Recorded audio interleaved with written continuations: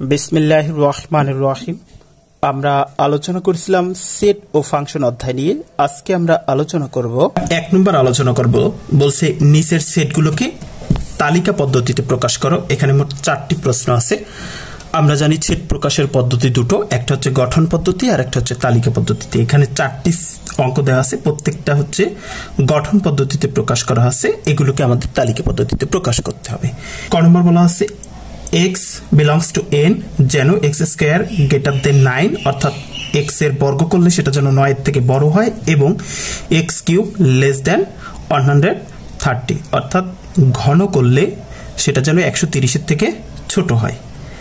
এবার আমরা দেখি যে সকল স্বাভাবিক সংখ্যার বর্গ 9 অপেক্ষায় বড়, অর্থাৎ এখানে হচ্ছে x হচ্ছে কার উপাদান হবে? স্বাভাবিক সংখ্যার উপাদান হবে, এবং সেটার বর্গ করলে 9 এর চেয়ে বড় হবে, সেটাই লিখলাম। যে সকল স্বাভাবিক সংখ্যার বর্গ 9 অপেক্ষায় বড় এবং ঘন 130 অপেক্ষায় ছোট তাদের সেট। আমরা জানি স্বাভাবিক সংখ্যার সেট n = 1 2 3 4 5 6 7 8 9 10 এরকম করে চলতে থাকবে, অর্থাৎ ধনাত্মক পূর্ণ সংখ্যাই হচ্ছে স্বাভাবিক সংখ্যা, অর্থাৎ তাহলে স্বাভাবিক সংখ্যার সেট কিন্তু অসীম, সেজন্য আমরা দিলাম। এখন এখানে x সমান অন হলে, অর্থাৎ x এর মান যদি অন হয় তাহলে অন হলে x স্কয়ার, x স্কয়ার মানে কি? x এর মান তখন অন স্কয়ার করলে অন হবে। এটা কি 9 এর থেকে বড় না ছোট? 9 এর থেকে কিন্তু ছোট, তাহলে আমরা লিখব বড় 9। আমাদের বড় বলছে, বড় বের করতে হবে, তাহলে এটা কি বড় 9। এবং x কিউব যদি করি তাহলে হবে অন কিউব করলে সেটাও অন হবে, এবং সেটা 130 এর থেকে কিন্তু ছোট, মানে 130 এর থেকে ছোট হতে হবে, কিন্তু শর্ত কিন্তু একসাথে দুটো পূরণ হতে হবে। 9 এর থেকে বড় হতে হবে বর্গ করলে, আর ঘন করলে 130 এর থেকে ছোট হতে হবে। তাহলে এখানে কিন্তু 130 এর থেকে ছোট হয়েছে, কিন্তু 9 এর থেকে বড় হয়নি, তাহলে এই অন গ্রহণযোগ্য নয়। x = 2 হলে x স্কয়ার = 2 এর স্কয়ার করলে হয় 4, সেটাও কিন্তু 9 এর থেকে বড় নয়, তাহলে 9 এর থেকে বড় এই 9। এবং x কিউব যদি করি তাহলে 2 কিউব করলে হয় 8, অর্থাৎ 2 কে 3 বার যদি গুণ করি তাহলে সেটা হয় 8। এটা কিন্তু 130 এর থেকে ছোট, তাহলে এদিক গ্রহণযোগ্য কিন্তু এটা গ্রহণযোগ্য, তাহলে গ্রহণযোগ্য নয়, তাহলে 2 ও গ্রহণযোগ্য না। তাহলে আমরা দেখলাম এটাও গ্রহণযোগ্য না, এটাও গ্রহণযোগ্য না। x সমান 3 হলে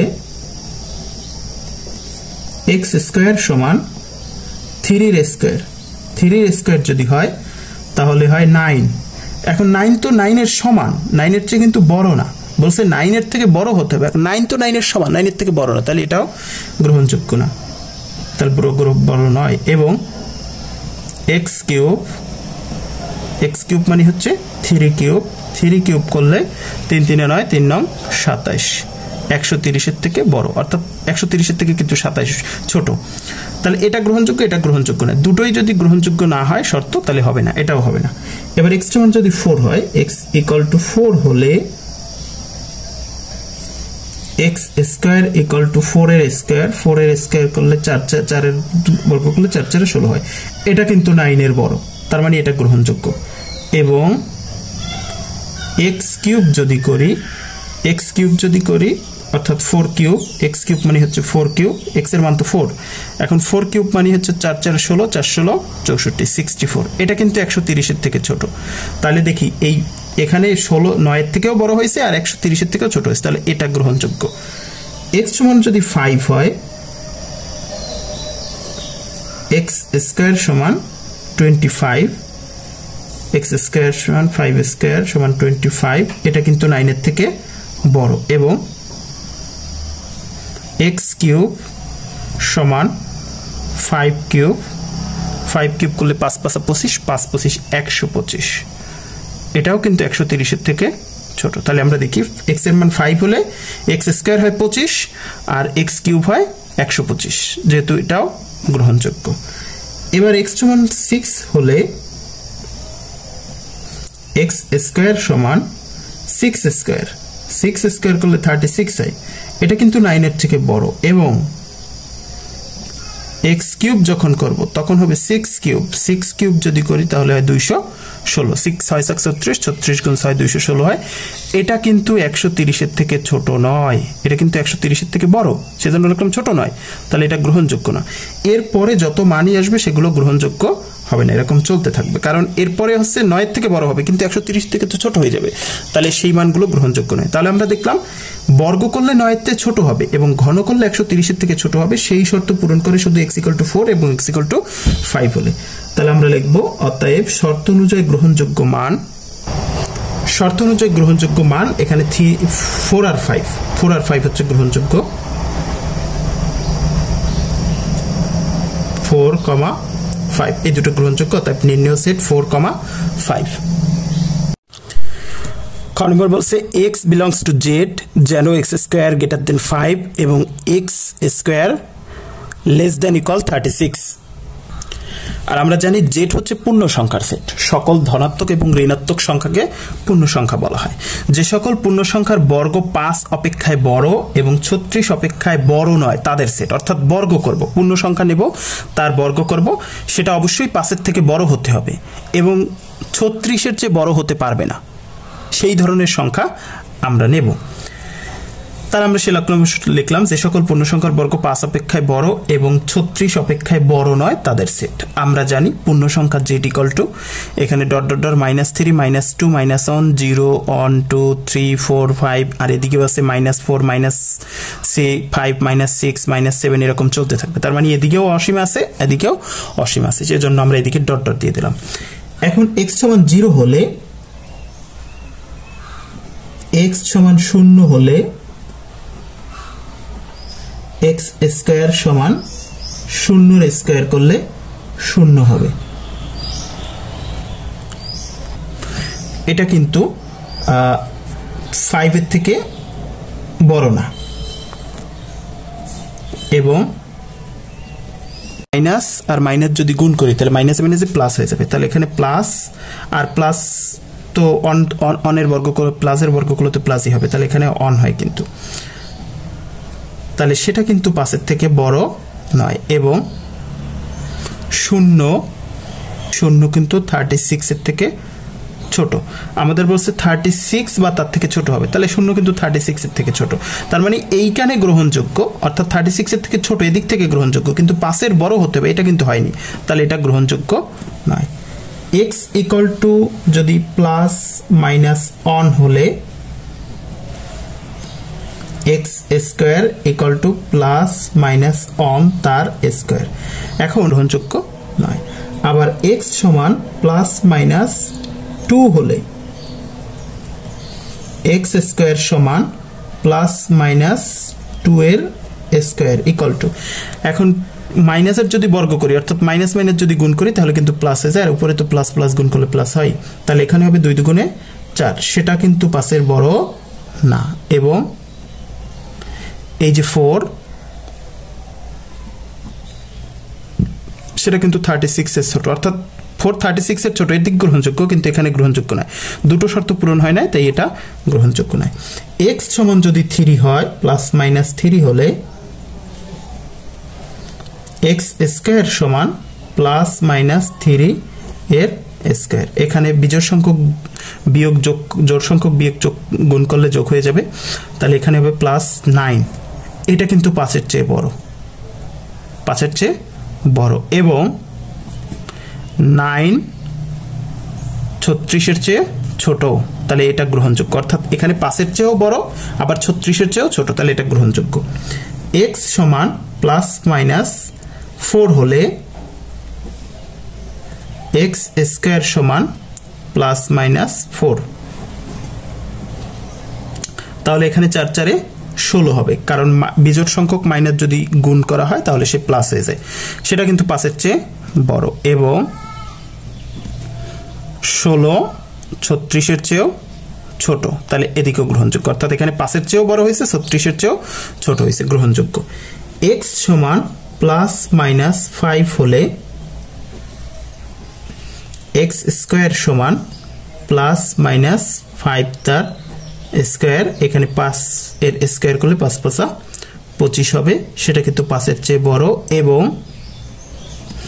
25 36-এর চেয়েও ছোট, তাহলে এটাও গ্রহণযোগ্য, অর্থাৎ 5-এর চেয়েও বড় আর 36-এর চেয়েও ছোট, এটা গ্রহণযোগ্য। এবার x = +-6 হলে x² = +-6 এর স্কয়ার, এখানে 6 এর যদি +-6 এর স্কয়ার করলে 36 হবে, সেটাও কিন্তু 5-এর চেয়ে বড়। এবং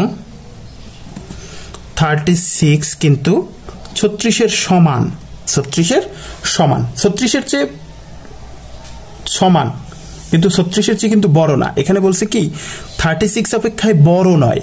বড় নয় মানে কি, মানে বড় হয়নি, কিন্তু 36-এর সমান, 36-এর সমান হলে সেটাও গ্রহণযোগ্য, কারণ এখানে 5-এর চেয়ে বড় আর 36-এর সমান, বড় তো আর হয়নি, তাহলে গ্রহণযোগ্য। x = +-7 হলে x² = +-7 তার স্কয়ার, তাহলে +7 এর স্কয়ার করলে 7 × 7 = 49, সেটা 5-এর থেকে বড়, অর্থাৎ এখান থেকে গ্রহণযোগ্য। এবং 49 36 36-এর থেকে কিন্তু ছোট নয়, 36-এর চেয়ে ছোট নয় বা 36-এর সমানও নয়, 36-এর চেয়ে বড়, তাহলে এটা গ্রহণযোগ্য না। এরপর আর কোনো মান গ্রহণযোগ্য হবে না, এরকম চলতে থাকবে। অতএব শর্ত অনুযায়ী গ্রহণযোগ্য মান, শর্ত অনুযায়ী গ্রহণযোগ্য মান এখানে হচ্ছে এটা এটা এটা এটা, এই চারটা গ্রহণযোগ্য। তাহলে এখানে হচ্ছে কত, +-3 +-4 +-6 5 +-6, এই কটা গ্রহণযোগ্য। তাহলে +-3 +-4 +-5 +-6, এই কটা গ্রহণযোগ্য। 3 +-4 +-5 +-6, এই মানগুলো গ্রহণযোগ্য। গ নম্বর বলা আছে x belongs to n, অর্থাৎ x হচ্ছে স্বাভাবিক সংখ্যা, যেন x 36 এর গুণনীয়ক এবং 6 এর গুণিতক, অর্থাৎ স্বাভাবিক সংখ্যাই নেব। এর ভিতরে স্বাভাবিক সংখ্যার ভিতরে কোনগুলো নেব, যেগুলো 36 এর গুণনীয়ক হবে এবং একই সাথে 6 এর গুণিতক হবে। আমরা এই কথাটা বাংলায় লিখি যে সকল স্বাভাবিক সংখ্যা 36 এর গুণনীয়ক এবং 6 এর গুণিতক তাদের সেট। আমরা জানি স্বাভাবিক সংখ্যার সেট কি, n = 1 2 3 4 5 6 7 এরকম চলতে থাকবে, অসীম সংখ্যক। এখানে আমরা আগে 36 এর গুণিতক বের করি, এই গুণনীয়ক বের করি। এখানে 36 = 1 গুণ 36 কিন্তু হয়। এবার 2 গুণ 18 করলেও কিন্তু 36 হয়। এবার 3 গুণ 3 = 36। এবার 4 গুণ 9 করলেও হয়, 4 নং 36। এবার 5 দিয়ে যদি যায়, 5 দিয়ে যায় না, 36কে ভাগ করা, 6 দিয়ে ভাগ করা যায়, 6 × 6 = 36, এই কিন্তু 36, অর্থাৎ 36 একে 36, 2 দিয়ে ভাগ করলে 18 × 2 = 36, 3 দিয়ে হচ্ছে 3 × 36, 4 দিয়ে 4 নং 36, 5 দিয়ে যায় না, 6 দিয়ে 6 × 6 = 36, আর যায় না। তাহলে 36 এর গুণনীয়ক, অতএব 36 এর গুণনীয়ক কত কত, 1 2 3 4 6, তারপর হচ্ছে 9, তারপর হচ্ছে 12, তারপর হচ্ছে 18, তারপর হচ্ছে 36, অর্থাৎ এই যে 1 2 3 4 তারপর 6, দুটো 6 আছে, দুটো তো লেখা লাগে না, একটা লিখলাম, 6 9 12 18 36।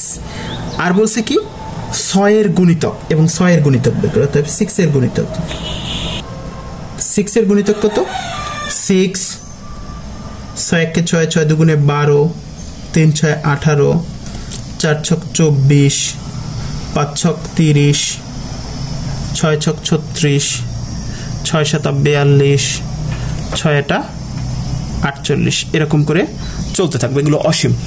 তাহলে আমরা 36 এর গুণনীয়ক পাইছি, এগুলো কিন্তু লিমিট, আর 36 এর গুণিতক সেটা কিন্তু অসীম। এবার বলছে যে এমন সংখ্যা নিতে হবে যেটা 36 এর গুণনীয়ক এবং 6 এর গুণিতক তাদের সেট। তাহলে আমরা লিখি, অর্থাৎ একই সাথে 36 এর গুণনীয়ক এবং 36 এর গুণনীয়ক এবং 6 এর গুণিতক কোনগুলো আছে আমরা একটু সেগুলো দেখি। এখানে প্রথম আছে 6, তাহলে 6 নিলাম। এরপর আছে কত, 12, 12 নিলাম। তারপর কত, 18, 18 নিলাম। এরপর আছে কত, আর আছে 36, 36 নিলাম, তাহলে এইগুলো হচ্ছে মিলতেছে, অর্থাৎ একই সাথে 36-এর গুণনীয়ক এবং 6-এর গুণিতকগুলো হচ্ছে 6, 12, 18, 36। অর্থাৎ নির্ণয় সেট 6, 12, 18, 36। এটা হলো ঘ নম্বরের অ্যান্সার। ঘ নম্বর বলছে x বিলংস টু n যেন x³ 25 এবং x⁴ লেস দেন 264, অর্থাৎ হচ্ছে x হবে স্বাভাবিক সংখ্যার সেট এবং সেটাকে ঘন করলে 25-এর থেকে বড় হবে এবং চতুর্ঘাত করলে 264 থেকে ছোট হবে। এটা 264 থেকে ছোট, এটা 25-এর থেকে বড়। আমরা সেই কথাই লিখলাম, যে সকল স্বাভাবিক সংখ্যার ঘন 25 অপেক্ষা বড় এবং চতুর্ঘাত 264 অপেক্ষায় ছোট তাদের সেট। আমরা জানি স্বাভাবিক সংখ্যা n = 1 2 3 4 5 ... এরকম চলতে থাকবে। অতএব x = যদি আমরা অন ধরি, অর্থাৎ x এর মান যদি অন হলে x³ হচ্ছে অন কিউব করলে সেটাও অন হয় এবং সেটা 25-এর থেকে বড় নয়, কারণ 25-এর থেকে বড় হতে হবে, এটা 25-এর থেকে বড় নয়। এবং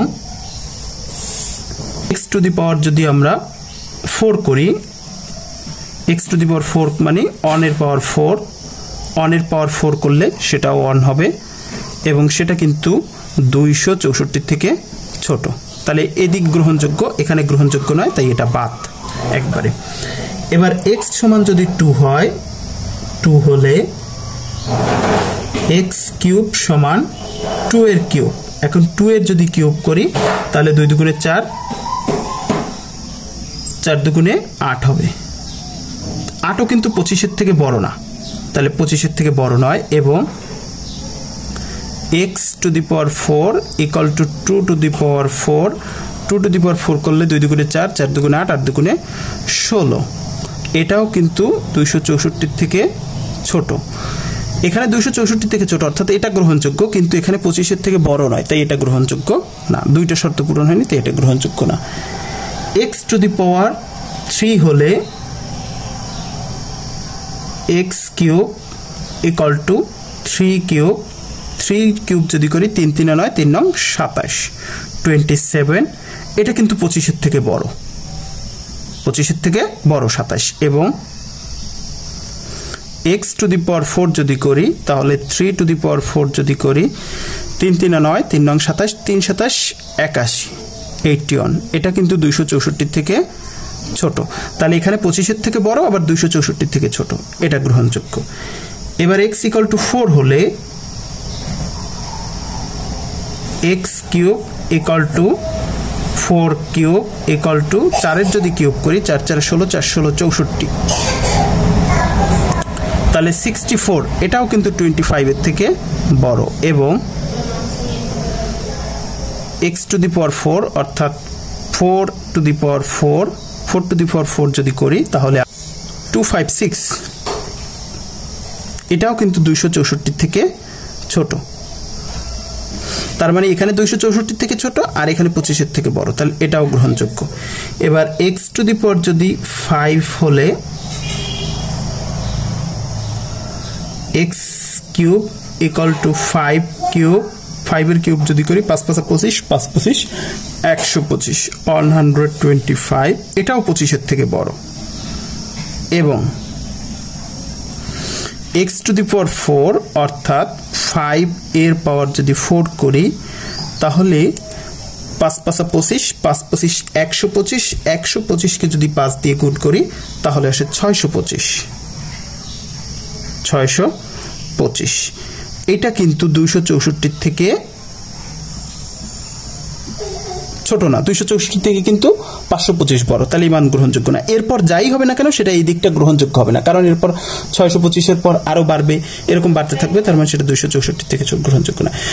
এখন গ্রহণযোগ্য মান আমরা পাইলাম হচ্ছে এটা আর এটা, এটার সংশ্লিষ্ট মান হচ্ছে 3, এটার মান হচ্ছে 4, তাহলে আমরা লিখতে পারি অতএব এরপরে যেগুলো হবে এরকম চলতে থাকবে, সেগুলো গ্রহণযোগ্য হবে না, কারণ সেখানে এই x⁴ যদি করা হয় চতুর্ঘাতের মানটা এই 264 থেকে বড় হয়ে যাবে, যে কারণে গ্রহণযোগ্য না। অতএব শর্ত অনুযায়ী গ্রহণযোগ্য মান হচ্ছে 3 আর 4, 3, 4। অতএব নির্ণয় সেট 3,4।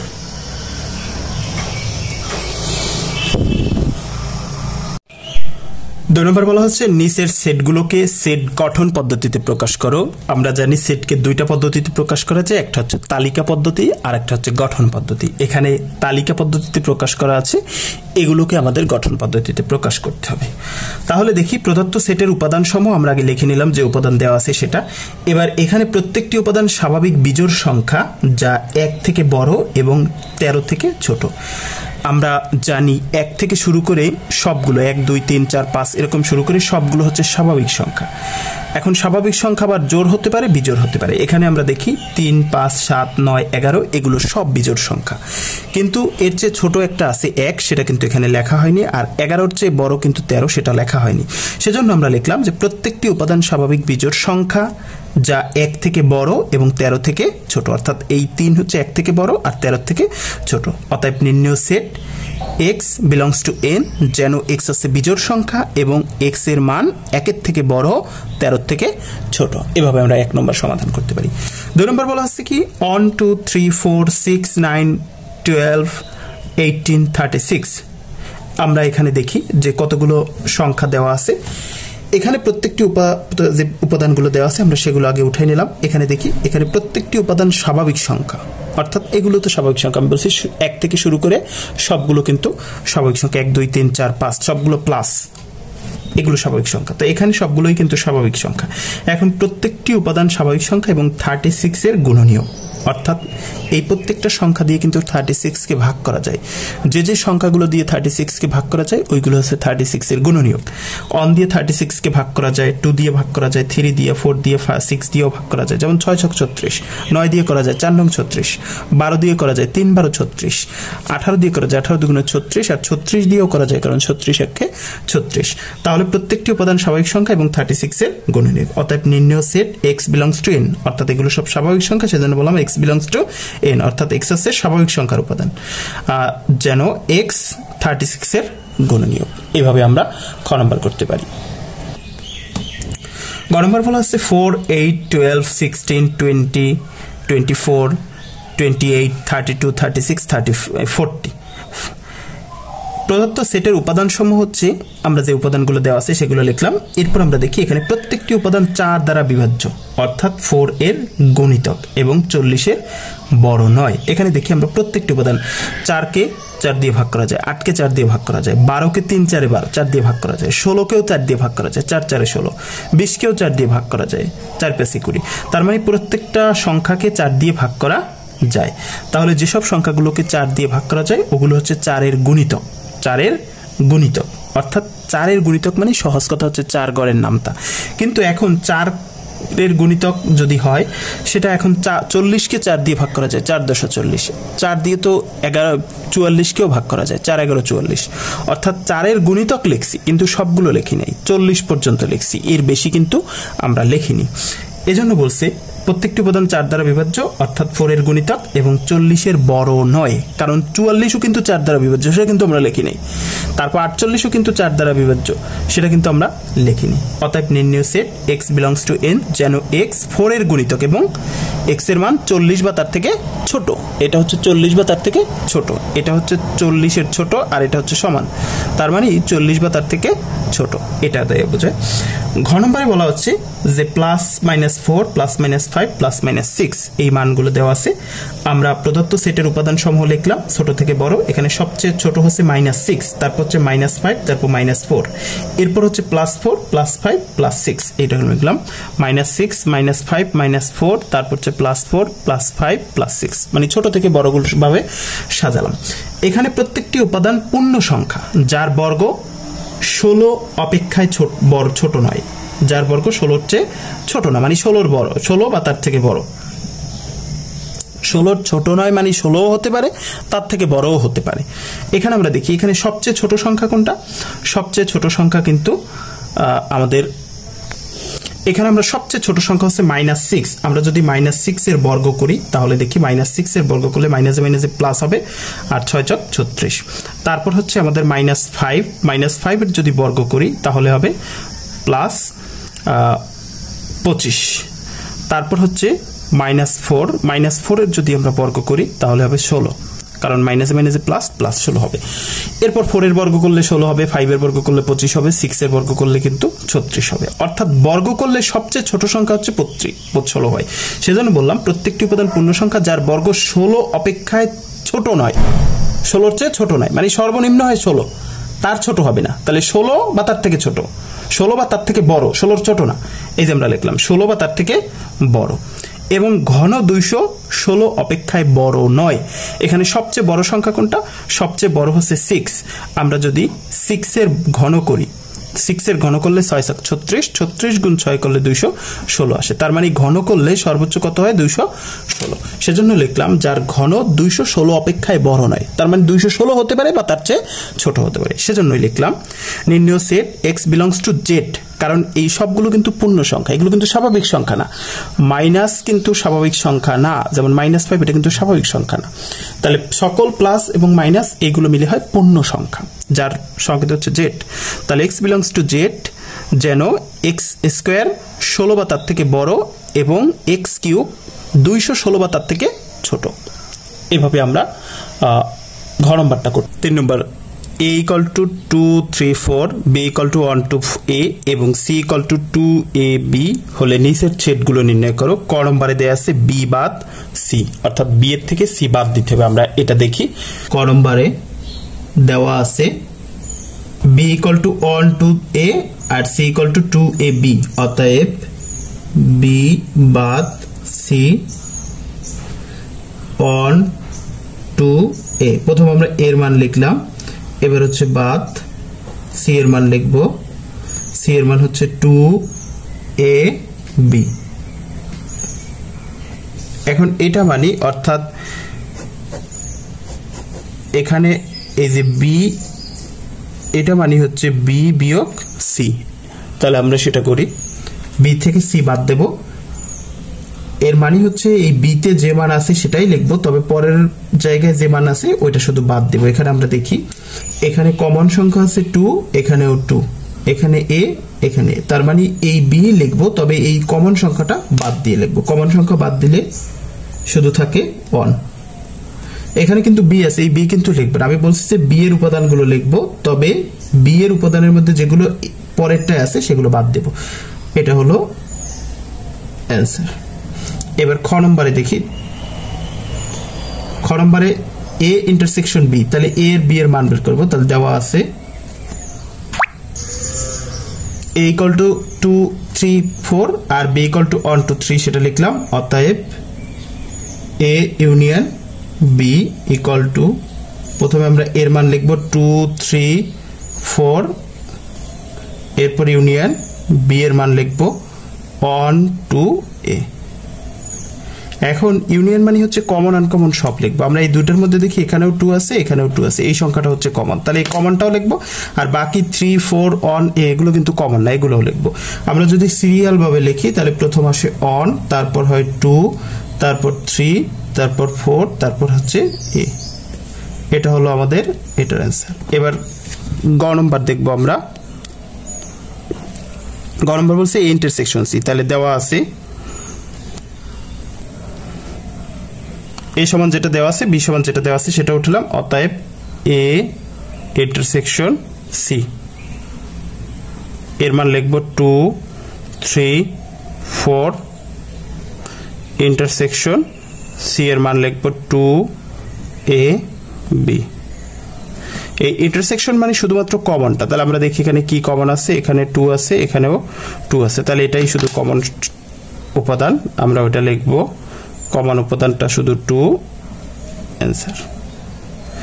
এটা দেখলাম, এটা শুধু ইউনিয়ন হচ্ছে কমন আনকমন সব, আর ইন্টারসেকশন শুধুমাত্র কমনটা। এবার আমরা ঘ নম্বর দেখব। ঘ নম্বরে যেটা দেওয়া আছে আমরা সেটা আগে উঠাই। দেওয়া আছে a সমান 2, 3, 4, b সমান c সমান যেটা দেওয়া আছে সেটা উঠাই। তাহলে এবার প্রথমত হচ্ছে a union b intersection c। তাহলে আমরা আগে ফার্স্ট ব্র্যাকেটের মধ্যে b ইন্টারসেকশন c টুকু করি। তাহলে এখানে b ইন্টারসেকশন c = তাহলে আগে আমরা b এর মান লিখব 1 to a, এই যে ইন্টারসেকশন। এবার c এর মান লিখব, c এর মান হচ্ছে 2ab, 2 এ আর হচ্ছে বি। এবার ইন্টারসেকশন মানে শুধুমাত্র কমন। আমরা এখানে দেখি, এখানে 2 কমন আছে আর এ কমন আছে, তাহলে আমরা লিখব 2, A S B intersection C. কিন্তু আমাদের মান বের করতে বলছে, অতএব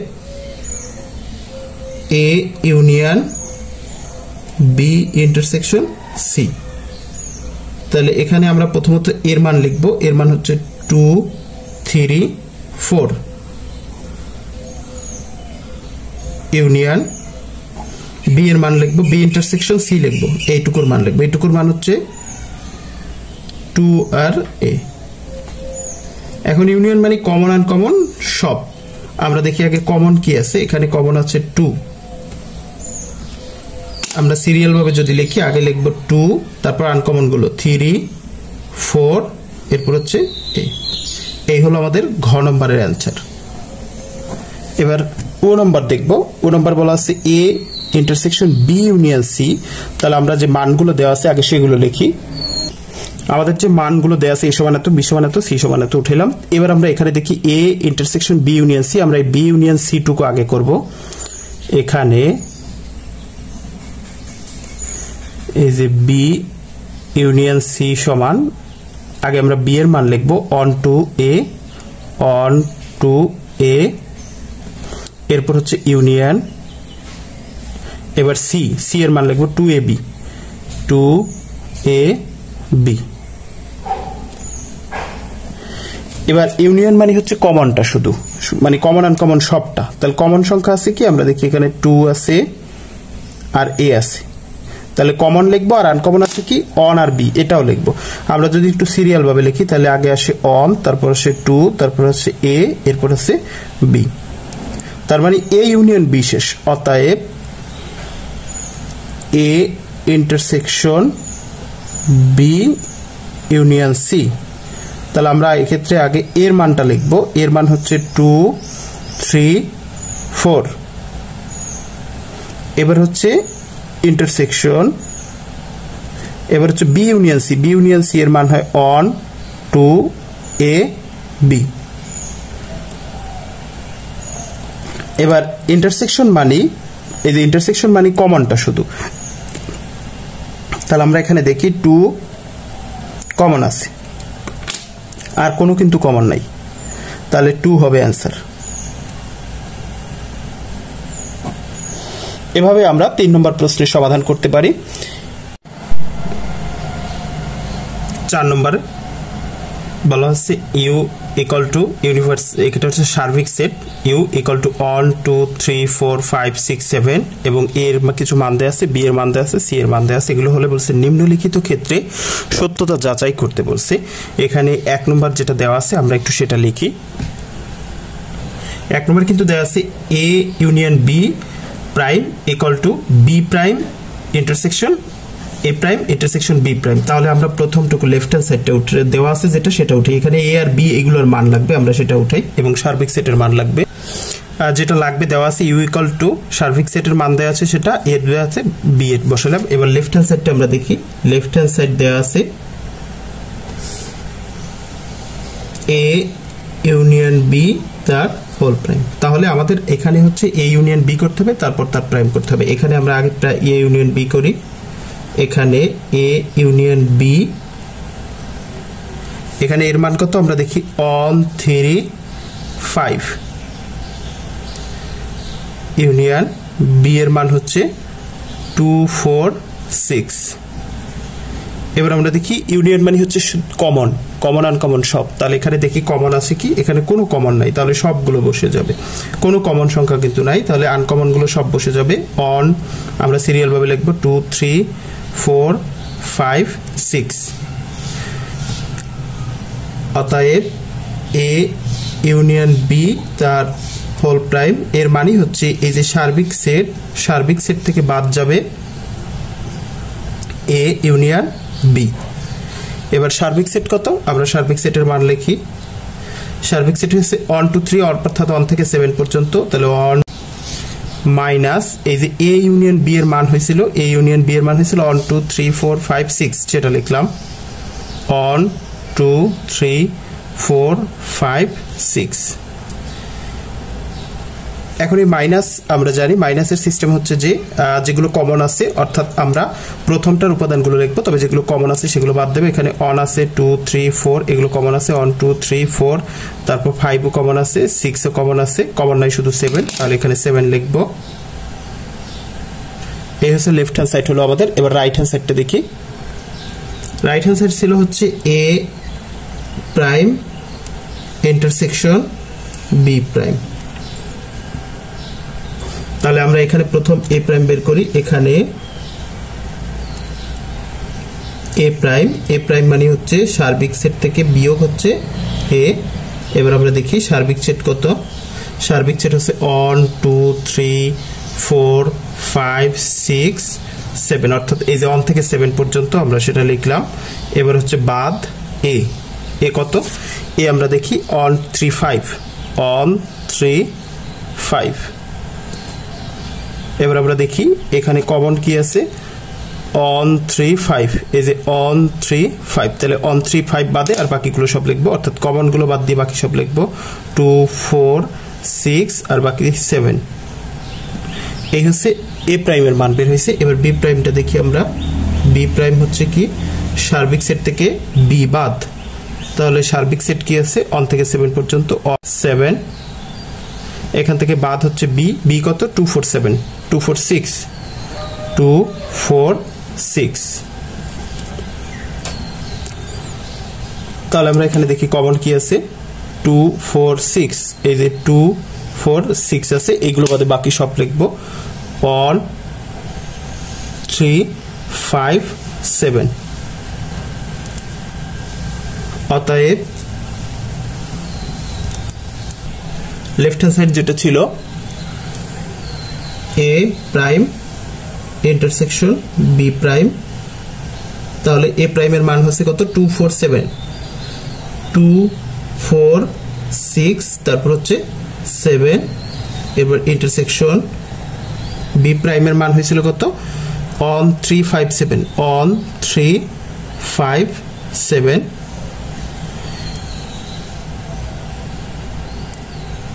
এখন আমরা দেখি এইখানে হচ্ছে এই যে এই দুটোর ভিতর কমন কি 2 4, এই 2 4 6 7, এখানেও 7 আছে এখানেও 7 আছে, তাহলে কমন সংখ্যা হচ্ছে 7। তাহলে এখানে আমরা দেখি লেফট হ্যান্ড সাইডও হয়েছিল 7, রাইট হ্যান্ড সাইডও কিন্তু 7 হয়েছে। তাহলে অতএব আমরা লিখতে পারি অতএব left hand side equal to right hand side. সত্যতা যাচাই করা হলো। সত্যতা যাচাই করা হলো। এবার 2 নম্বর বলছে বি ইন্টারসেকশন সি তার whole prime equal to B prime union C prime. তাহলে আমরা প্রথম হচ্ছে লেফট হ্যান্ড সাইড লিখলাম। লেফট হ্যান্ড সাইড কি আছে বি ইন্টারসেকশন সি তার হোল প্রাইম। এখানে আগে বি ইন্টারসেকশন সিটা বের করব, তাহলে এখানে B intersection C equal to আমরা আগে বি এর মান লিখি।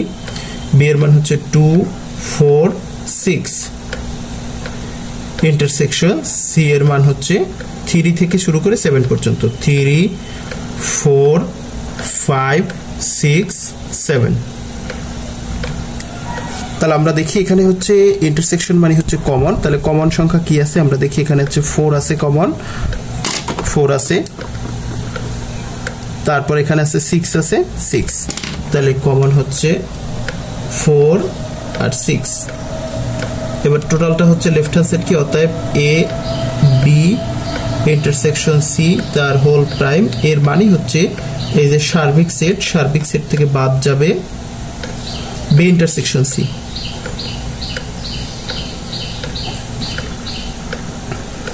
তাহলে আমরা প্রথম সার্বিক সেটের মান লিখি। সার্বিক সেটের মান 1 থেকে 7 পর্যন্ত মাইনাস বি ইন্টারসেকশন সি হচ্ছে 4 আর 6 4, 6। তাহলে এখানে বিয়োগের সিস্টেম হচ্ছে যে এটা কমন আছে, কমন বাদে বাকি প্রথম অংশের বাকিটুকু লিখবো। তাহলে হচ্ছে 4 আর 7 6 আছে কমন, বাকি যা আছে তাই লিখবো 1 2 3 5 আর হচ্ছে 7। এসে আমাদের লেফট হ্যান্ড সাইড হলো। এবার রাইট হ্যান্ড সাইড দেখি। রাইট হ্যান্ড সাইড ছিল A B prime union C prime. তাহলে আমরা লিখলাম B prime union C prime. এখানে আগে আমরা বি প্রাইমের মান বের করব। বি প্রাইম মানে হচ্ছে সার্বিক সেট থেকে বি বাদ। তাহলে এখানে আমরা দেখি সার্বিক সেট কত, মানে 1 থেকে 7 পর্যন্ত, মাইনাস বি হচ্ছে বি কত, বি এর মান হচ্ছে 246।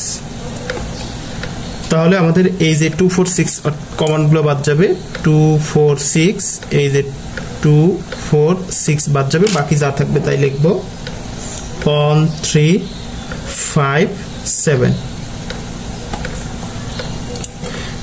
আবার এখানে হচ্ছে আরেকটা আছে সি প্রাইম। সি প্রাইম মানে হচ্ছে সার্বিক সেট থেকে বাদ হচ্ছে সি। তাহলে সার্বিক সেট কত, সার্বিক সেট 1 2 7, সেখান থেকে বাদ সি। সি এর মান হচ্ছে 3 4 5 6 7, অর্থাৎ 3 থেকে 7 পর্যন্ত, 3 4 5 6 7। এবার আমরা কমন গুলো বাদ দিই। এখানে দেখি 3 4 5 6 7, 3 4 5 6 7 এটা হচ্ছে কমন যাবে। তাহলে বাকি থাকে হচ্ছে 1, 2।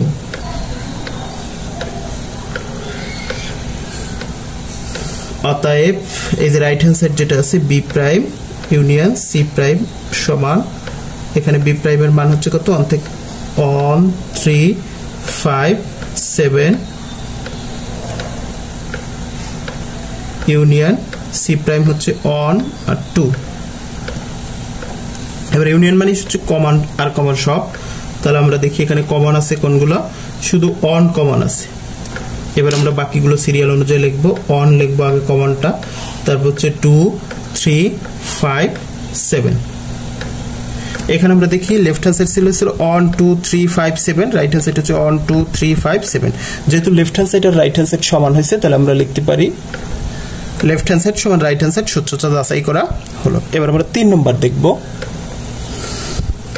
এখানে 3 নম্বর দেওয়া আছে A union B intersection C equal to A intersection C union B intersection C দেওয়া আছে। তাহলে আমাদের কিন্তু সার্বিক সেট থেকে শুরু করে সি এর মান পর্যন্ত সবগুলো দেওয়া লাগবে। তাহলে সার্বিক সেট থেকে যেগুলো দেওয়া আছে সেগুলো উঠালাম। এবার লেফট হ্যান্ড সাইডটা দেখি, লেফট হ্যান্ড সাইড কি আছে। লেফট হ্যান্ড সাইড রয়েছে A union B intersection C. তাহলে এখানে আগে এ ইউনিয়ন বিটা বের করি। তাহলে এর মানটা বসাই, এর মান হচ্ছে 1 3 5, এই যেটা দেওয়া আছে। ইউনিয়ন বি এর মান হচ্ছে 2 4 6। এখন আমরা জানি ইউনিয়ন মানে হচ্ছে কমন আনকমন সব। এখানে কোনো কমন নাই, তাহলে সবগুলো হয়ে যাবে ধারাবাহিকভাবে 1 2 3 4 5 6, যেহেতু কোনো কমন নাই। অতএব আমরা টোটালটা যদি করি left hand side A union B intersection C,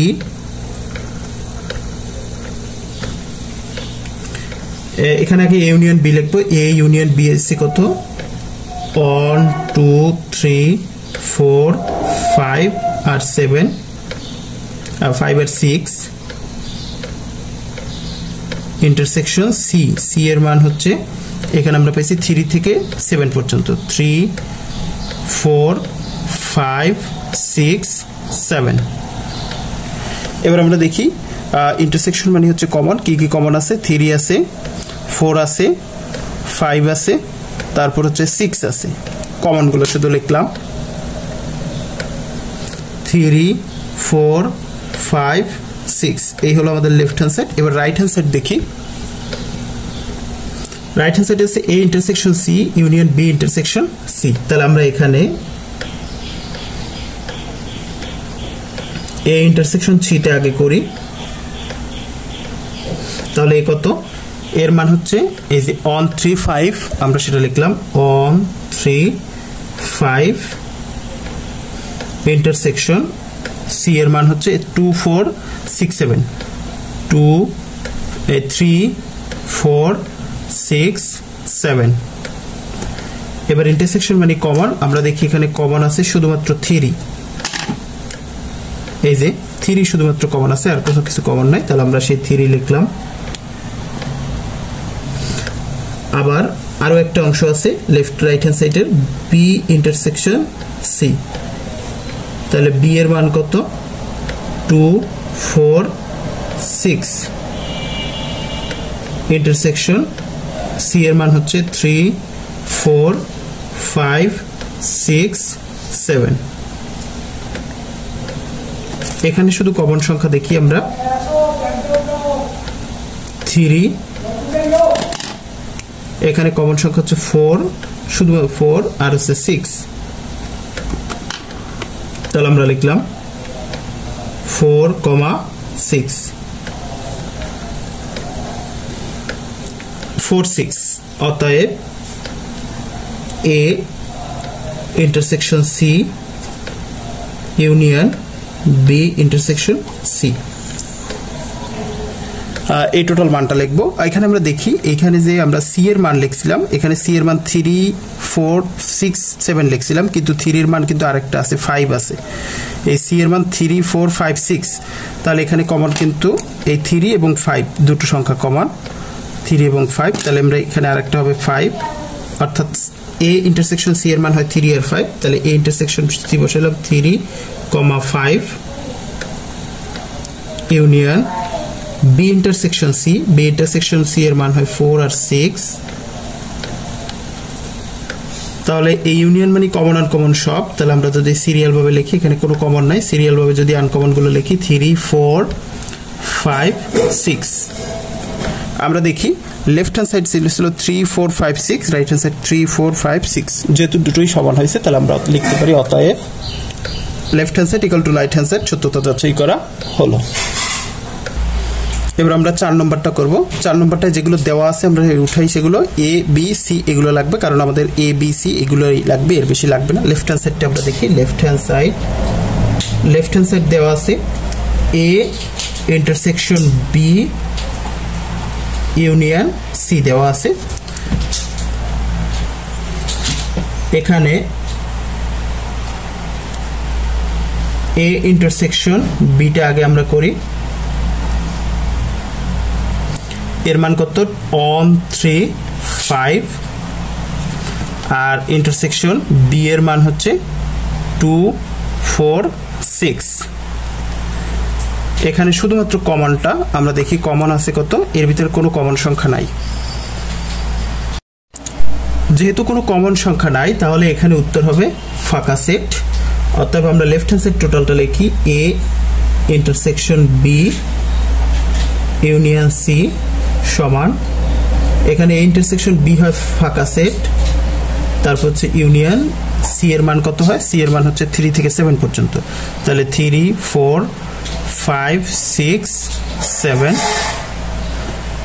তাহলে এই ফাঁকা সেট আর এটার ভিতরে কমন, এই ফাঁকা সেট মানে কিচ্ছু নাই, তো কিছু নাই এর সাথে কমন যায় এগুলোই, অর্থাৎ 3 4 5 6, এটা হচ্ছে লেফট হ্যান্ড সাইডের অ্যান্সার। কারণ এখানে কিন্তু কিছু নাই, ফাঁকা সেট মানে কমন, এর ভিতরে এর সাথে কোনো কমন নাই, তাহলে যেটা আনকমন আছে এটুকু সেটুকুই লিখলাম, আর ফাঁকা সেট তো লিখতে হবে না, ফাঁকা সেট মানে কিছু না, ওটা লিখতে হবে না। এবার রাইট হ্যান্ড সাইড কি হচ্ছে সেটা দেখি। রাইট হ্যান্ড সাইড হচ্ছে A union B intersection B union C, তাহলে আমরা এখানে আগে এটুকু করব, পরে এটুকু করব, পরে সবটা করব। এ ইউনিয়ন বি সমান কি আমরা দেখি, এর মান হচ্ছে 1 3 5 এখানে দেওয়া আছে, আর সি এর মান হচ্ছে ইউনিয়ন সি এর মান হচ্ছে এই যে 3 থেকে 7 পর্যন্ত, তাহলে 3 4 5 6 7। এবার আমরা দেখি দুটোর ভিতর কমন যায় কি, এই দুটোর ভিতর শুধু কমন আছে 3 5, তাহলে 3 5। এবার কমন আনকমন সব লিখবো, আমরা যদি সিরিয়াল অনুযায়ী লিখি তাহলে আগে 1, তারপর হচ্ছে 3 4, এরপর হচ্ছে 5 6 7। আবার বাকিটুকু করি, বি ইউনিয়ন সি, তাহলে এখানে আগে বি লিখবো, বি হচ্ছে 2 4 6 ইউনিয়ন সি হচ্ছে 3 4 5 6 7। এবার দুটোর ভিতর কমন আছে কি দেখি, এখানে আছে 4 6, এখানে আছে 4 6, এইটুকু কমন আছে, তাহলে কমন আনকমন সব লিখবো। আমরা যদি আগে সিরিয়াল লিখি, আগে 2, তারপর হচ্ছে 3, তারপর হচ্ছে 4, এরপর 5, তারপর 6 এবার 7। এবার রাইট হ্যান্ড সাইডটা টোটালটা লিখি। রাইট হ্যান্ড সাইড কি আছে দেখি। অতএব A union C intersection B union C, এটুকু কত? এটুকুর মান হচ্ছে 1 3 4 5 6 7 intersection B union C. B union C এর মান হচ্ছে 2 3 4 5 6 7। এবার দেখি ইন্টারসেকশন মানে কমন, কি কি কমন আছে আমরা দেখি। প্রথম হচ্ছে 3 আছে, 3 আছে, তারপর 4 4, এখানেও 5, এখানেও 5, এখানে 6 7 6 7। তাহলে আমরা লিখতে পারি 3 4 5 6 7। এই হলো রাইট হ্যান্ড সাইড। আর লেফট হ্যান্ড সাইডে হলো কি 3 4 5 6 7, 3 4 5 6 7। যেহেতু লেফট হ্যান্ড সাইড আর রাইট হ্যান্ড সাইড সমান আছে, তাহলে আমরা লিখতে পারি অতএব left hand side equal to right hand side. সত্যতা যাচাই করা হলো। 5 নম্বর দেখব। Q equal to X Y এবং R equal to M N L হলে কিউ পূরক এবং আর পূরক নির্ণয় করো। তাহলে আমাদের দেওয়া আছে যেটা, সেটা আগে উঠাই নে।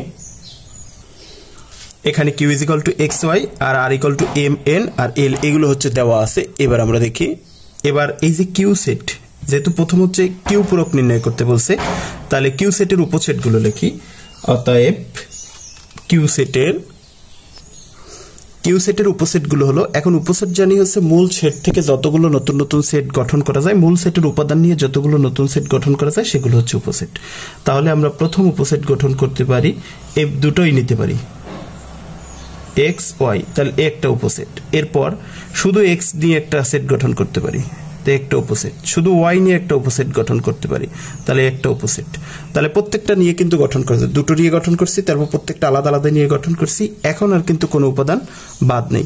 তাহলে আরো একটা উপসেট হয় ফাঁকা সেট। এই ফাঁকা সেট সব সেটের উপসেট, ফাঁকা সেট কিন্তু সব সেটের উপসেট। তাহলে আমরা দেখলাম কিউ সেটের উপসেট গুলো পাইলাম এক্স ওয়াই, তারপরে এক্স, তারপর ওয়াই, এরপর পাইলাম ফাঁকা সেট। অতএব কিউ পূরক,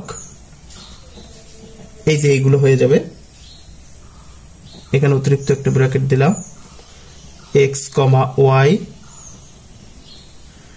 তারপর হচ্ছে এক্স, তারপর হচ্ছে ওয়াই, আর হচ্ছে ফাঁকা সেট। এটা হলো আমাদের পি পূরক নির্ণয় করা হয়ে গেল, এই কিউ পূরক নির্ণয় করা হলো। এরপর আরো বলছে হচ্ছে আর পূরক বের করতে বলছে। তাহলে আমরা দেখি আর সেটের উপসেট গুলো হলো, আর সেটের উপসেট গুলো এই যে আর হচ্ছে মূল সেট হচ্ছে আর, এর এখান থেকে উপাদান নিয়ে যে সেট গঠন করা যায়, তাহলে প্রথমে তিনটা নিতে পারি, আমরা তিনটাই নিতে পারি, এম এন এল, তিনটা নিয়ে একটা গঠন করলাম। এবার দুটো দুটো নিয়ে, যেমন এম আর এন নিলাম, এরপর এম এর সাথে এল নিলাম, এরপর তাহলে এম এর সাথে এন নিচ্ছি, এম এর সাথে এল নিছি, এরপর বাকি আছে এন এর সাথে এল নিতে পারি আমরা। তার মানে দুটো দুটো নিয়ে যতগুলো, তিনটা নিয়ে একটা গঠন করলাম। এবার দুইটা উপাদান নিয়ে, মূল সেটের দুটো উপাদান নিয়ে যতগুলো গঠন করা যায় সেগুলো করলাম। তাহলে কিভাবে করলাম? প্রথম এম এর সাথে এন, পরে এম এর সাথে এল, আর শেষে থাকে এন এর সাথে এল, এভাবে নিলাম। তাহলে প্রথম এটার সাথে এটা, এর সাথে আবার এটা, আর এর সাথে এটা। এবার দুটো দুটো শেষ, এবার একটা একটা একটা একটা নিলে এম এন এল, আলাদা আলাদা তিনটা, এম এন, তারপর হচ্ছে এল, এই আলাদা আলাদা তিনটা হইলো। এরপর যেহেতু সবগুলো শেষ, এখন কি থাকে? এখন থাকে হচ্ছে ফাঁকা সেট। ফাঁকা সেট সব সেটের উপসেট, তাহলে ফাঁকা সেট হচ্ছে আর একটা নিলাম। এবার আমরা লিখতে পারি অতএব আর পূরক, এখানে একটা ব্র্যাকেট দিলাম অতিরিক্ত, এরপর যা আছে সবগুলো লিখে দিলাম, M N L, M comma N, M comma L, তারপর হচ্ছে একটা একটা করে, মানে এখানে যেগুলো হয়েছে সেগুলো লিখবো, এন কমা এল, এরপর হচ্ছে এম এন এল, তারপর হচ্ছে ফাঁকা সেট। এটা হলো আমাদের অ্যান্সার। এখানে এই অঙ্কগুলোর সত্যতা যাচাই করার একটা সিস্টেম আছে। আমরা জানি হচ্ছে পূরক সেটের একটা সূত্র আছে, সেটা হচ্ছে 2 টু দি পাওয়ার n। এই শর্ত সবসময় পালিত হবে। এখানে 2 হবে, আর n মানে হচ্ছে মূল উপাদান সংখ্যা। এখানে হচ্ছে কিউ সেটের উপাদান হচ্ছে কত? দুটো, এক্স ওয়াই দুটো উপাদান আছে। তাহলে এবার 2 এর পাওয়ার করলে 2 দুগুণে 4 হয়, তার মানে কিউ পূরক অবশ্যই 4টা হবে। 1 2 3 4, 4টা হয়েছে। এবার পরেরটা দেখি, কিউ পূরকটা পাইলাম। এবার হচ্ছে আর পূরকটা দেখি, এখানেও 2 টু দি পাওয়ার n। এবার 2 n মানে কত? n মানে হচ্ছে এর উপাদান সংখ্যা, আর এর উপাদান সংখ্যা 1 2 3, তাহলে এখানে বসালাম 3। এখন 2 টু দি পাওয়ার n করলে কত হয়? 2 দুগুণে 4, 4 দুগুণে 8, 8টা। এখানে আমরা দেখি 1 2 3 4 5 6 7 8, 8 এটা কিন্তু হয়েছে, অর্থাৎ অঙ্কটা আমাদের হয়েছে। আমরা সেটা কিন্তু এই যে যাচাই করতে পারি, কারণ উপছেটের বা শক্তি ছেট বা পাওয়ার ছেট যেটা, সেটার সূত্র হচ্ছে 2 টু দি পাওয়ার n। এখানে n মানে হচ্ছে মূল সেটের উপাদান সংখ্যা। 6 নম্বর দেখব, খুবই একটা ইম্পর্টেন্ট অঙ্ক। a equal to a, b, b equal to a, b, c এবং c equal to a union b হলে দেখাও যে সি পূরক এর উপাদান সংখ্যা 2 টু দি পাওয়ার n, যেখানে সি হচ্ছে n হচ্ছে সি এর উপাদান সংখ্যা। অর্থাৎ দেখাতে হবে যে এই যে সি পূরক যেটা নির্ণয় করব সেটা হচ্ছে 2 টু দি পাওয়ার n কে সমর্থন করে কিনা সেটা আমাদের দেখাতে হবে। তাহলে আমরা আগে দেখি, দেওয়া আছে যেগুলো সেগুলো আগে উঠাই। a equal to a, b, b equal to a b c আর c equal to a union b। এবার c এর মানটা আমাদের বের করতে হবে। a মানে হচ্ছে এই যে মান বসাতে হবে এখানে এর a, b ইউনিয়ন b এর মান হচ্ছে a b c, a, b, c। এখন ইউনিয়ন মানে হচ্ছে আমরা জানি কমনটা, কমন আনকমন সব। তাহলে এখানে আমরা দেখি কমন আছে কি a b, আর আনকমন শুধু c। তাহলে আমরা আগে কমনগুলো লিখি a, b, তারপর হবে c আনকমন। তাহলে c এর মান বের করে ফেললাম। যেহেতু c এর উপাদান বের হয়ে গেছে, এখন আমাদের c পূরক নির্ণয় করতে বলছে। তাহলে c এর উপসেটগুলো লিখব। c এর উপসেটগুলো হবে এই c সেট থেকে উপাদান নিয়ে যতগুলো সেট গঠন করা যায়। তাহলে প্রথমে 3টা নিয়ে যেতে পারি আমরা, a b c, একটা উপসেট গঠন করতে পারি। এরপর দুটো দুটো করে নিতে পারি, এর সাথে b, এর সাথে c, এরপর হচ্ছে b এর সাথে c, এরপর দুটো দুটো নিয়ে আসে, সেরপরে একটা একটা নিতে পারি। যেমন শুধুমাত্র a, শুধুমাত্র b, শুধুমাত্র c।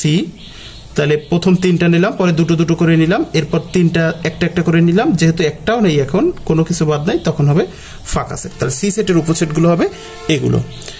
এরপর আমরা দেখি, অতএব P of C,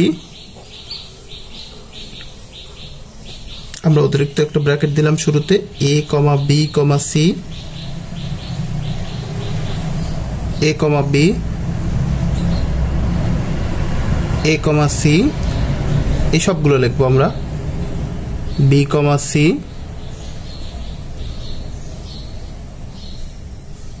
a, b, c আর হচ্ছে ফাঁকা সেট।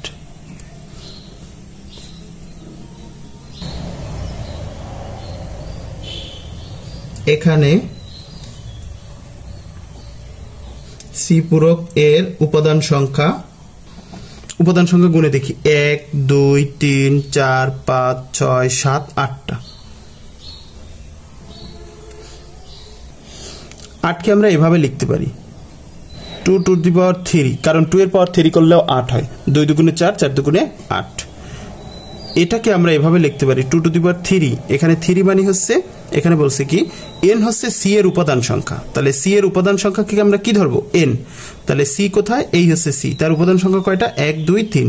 যেহেতু c এর উপাদান সংখ্যাও 3টা, তাহলে এই 3 এর জায়গায় আমরা কি লিখতে পারি? n লিখতে পারি।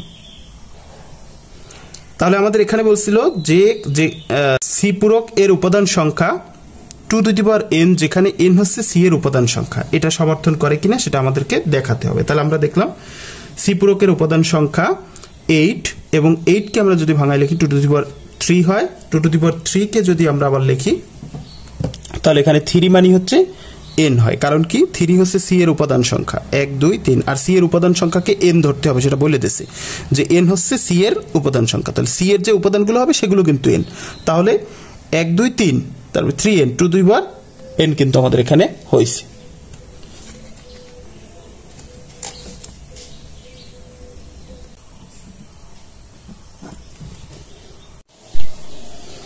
সাত নম্বর দেখি। 7 নম্বরে মূলত 3টা আছে ক খ গ। এখানে আমরা ক নম্বর আগে দেখি। x minus 1, y plus 2 equal to y minus 2, 2x plus 1 হলে x এবং y এর মান নির্ণয় করো। অর্থাৎ এখানে কিছু দুটো সমীকরণ দেওয়া আছে, আমরা এখান থেকে মান নির্ণয় করব। তাহলে আগে দেখি সমাধান যেটা দেওয়া আছে সেটা উঠাই। আমাদের এখানে যেটা দেওয়া ছিল আমরা সেটা আগে উঠাইলাম। এবার আমরা জানি ক্রমজোড়ের যে শর্ত সেটা অনুযায়ী এটার প্রথমটা এটারও প্রথমটা, তারপরে এটার দ্বিতীয়টা এটারও দ্বিতীয়টা হবে। তাহলে আমরা সেটা লিখি যে ক্রমজোড়ের শর্ত অনুসারে, ক্রমজোড়ের সংজ্ঞা অনুসারে এটার প্রথমটা ইকুয়াল টু এটার প্রথমটা। তাহলে x minus 1 equal to y minus 2। আমরা যদি এটা একটু সাজাই লিখি, বা x y কে যদি এপাশে নিয়ে আসি তাহলে মাইনাস y, আর এপাশে আছে মাইনাস 2। আমরা যদি 1 হচ্ছে মাইনাস, এপাশে নিয়ে গেলে প্লাস 1, বা x minus y, এখানে মাইনাস 2 আর প্লাস 1 যোগ বিয়োগ করলে মাইনাস 1 থাকে। এটা হচ্ছে আমাদের 1 নং সমীকরণ। আবার আরো একটা শর্ত আছে, সেটা হচ্ছে y plus 2 equal to 2x plus 1। এটা যদি আমরা দেখি, বা আমরা টোটালটা এপাশে নিয়ে আসি 2x plus 1 আর এপাশে y plus 2, মানে এই পাশটা সম্পূর্ণ এই পাশে আর এই পাশটা সম্পূর্ণ এই পাশে, সাইড চেঞ্জ করে নিলাম।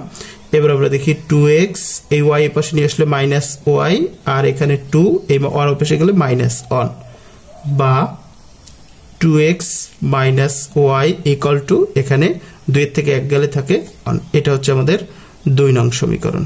তাহলে 1 নং সমীকরণ পাইলাম, 2 নং সমীকরণ পাইলাম। এবার 1 নং বিয়োগ 2 নং সমীকরণ।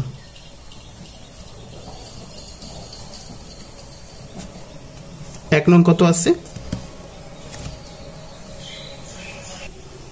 এই যে x minus y minus 1, x minus y equal to minus 1, আর 2 নং আছে কত?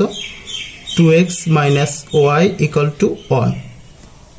এবার যেহেতু বিয়োগ করছে, বিয়োগের সময় নিচের চিহ্নগুলো পরিবর্তন হয়ে যাবে। এখানে আছে মাইনাস হয়ে যাবে প্লাস, এখানে আছে প্লাস হয়ে যাবে মাইনাস। আচ্ছা, এবার দেখি এখানে মাইনাস ওয়াই আর minus Y, plus Y, minus Y আর এটা হচ্ছে প্লাস ওয়াই। এখন কিন্তু এটা মাইনাস না, প্লাস ওয়াই। তাহলে মাইনাস ওয়াই আর প্লাস ওয়াই কাটাকাটি করলে কিছুই থাকে না। এবার হচ্ছে এখানে হচ্ছে একটা এক্স আছে আর এখানে আছে মাইনাস 2টা এক্স। তো একটা এক্স থেকে মাইনাস 2টা এক্স যদি বাদ যায় তাহলে থাকে মাইনাস এক্স, আর এখানে মাইনাস 1 আর মাইনাস 1 তাহলে হবে মাইনাস 2। অতএব এক্স সমান, উভয় পক্ষ থেকে যদি আমরা মাইনাসকে বাদ দিই তাহলে এক্স সমান 2। এক্স এর মান 2 হয়েছে। এবার আমরা এক্স এর মান যে কোনো একটা সমীকরণে বসাই।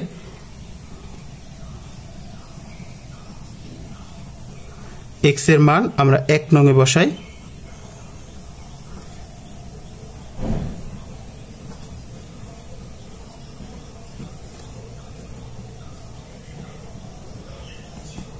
তো 1 নং কি ছিল? x minus y equal to minus 1 ছিল। এই যে আমাদের 1 নং সমীকরণ। বা 1 নং এ x এর মান হচ্ছে 2, তাহলে x এর জায়গায় আমরা কত বসাবো? 2 minus y equal to minus 1, বা এই 2, এই 1 এপাশে আছে মাইনাস, এপাশে আসলে হয়ে যাবে প্লাস, আর এই y এপাশে আছে মাইনাস, এপাশে গেলে হয়ে যাবে প্লাস, বা 2 এর 1 3। অতএব আমরা যদি সাইড চেঞ্জ করি y equal to 3, এটা হচ্ছে y এর মান। তাহলে আমাদের বলছিল x এবং y এর মান নির্ণয় করব। তাহলে আমরা লিখতে পারি অতএব নির্ণেয় মান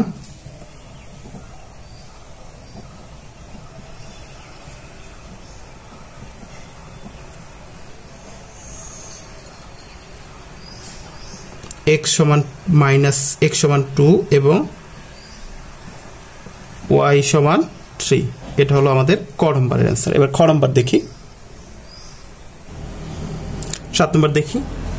7-এর খতে হচ্ছে ax - cy, a² - c² = 0, ay - cx হলে x, y এর মান নির্ণয় করো। তাহলে আমরা দেখি দেওয়া আছে যেটা, এটা আমরা সেটা তুলে নিলাম। এবার ক্রমজোরের সংজ্ঞা অনুসারে এটার প্রথমটা সমান এটার প্রথমটা, তাহলে সেটা হয় ax - cy = 0, বা ax, এই যে cy এ পাশে আছে মাইনাস, এ পাশে গেলে হয়ে যাবে প্লাস, বা আমরা যদি x এ পাশে রাখি তাহলে এখানে হয় cy বাই এই এ পাশে গুণ আছে, এ পাশে গেলে হয়ে যাবে ভাগ। এটা হচ্ছে আমাদের 1 নং সমীকরণ। আবার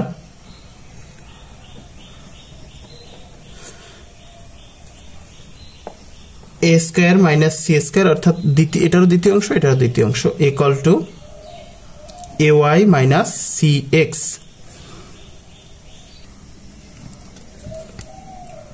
বা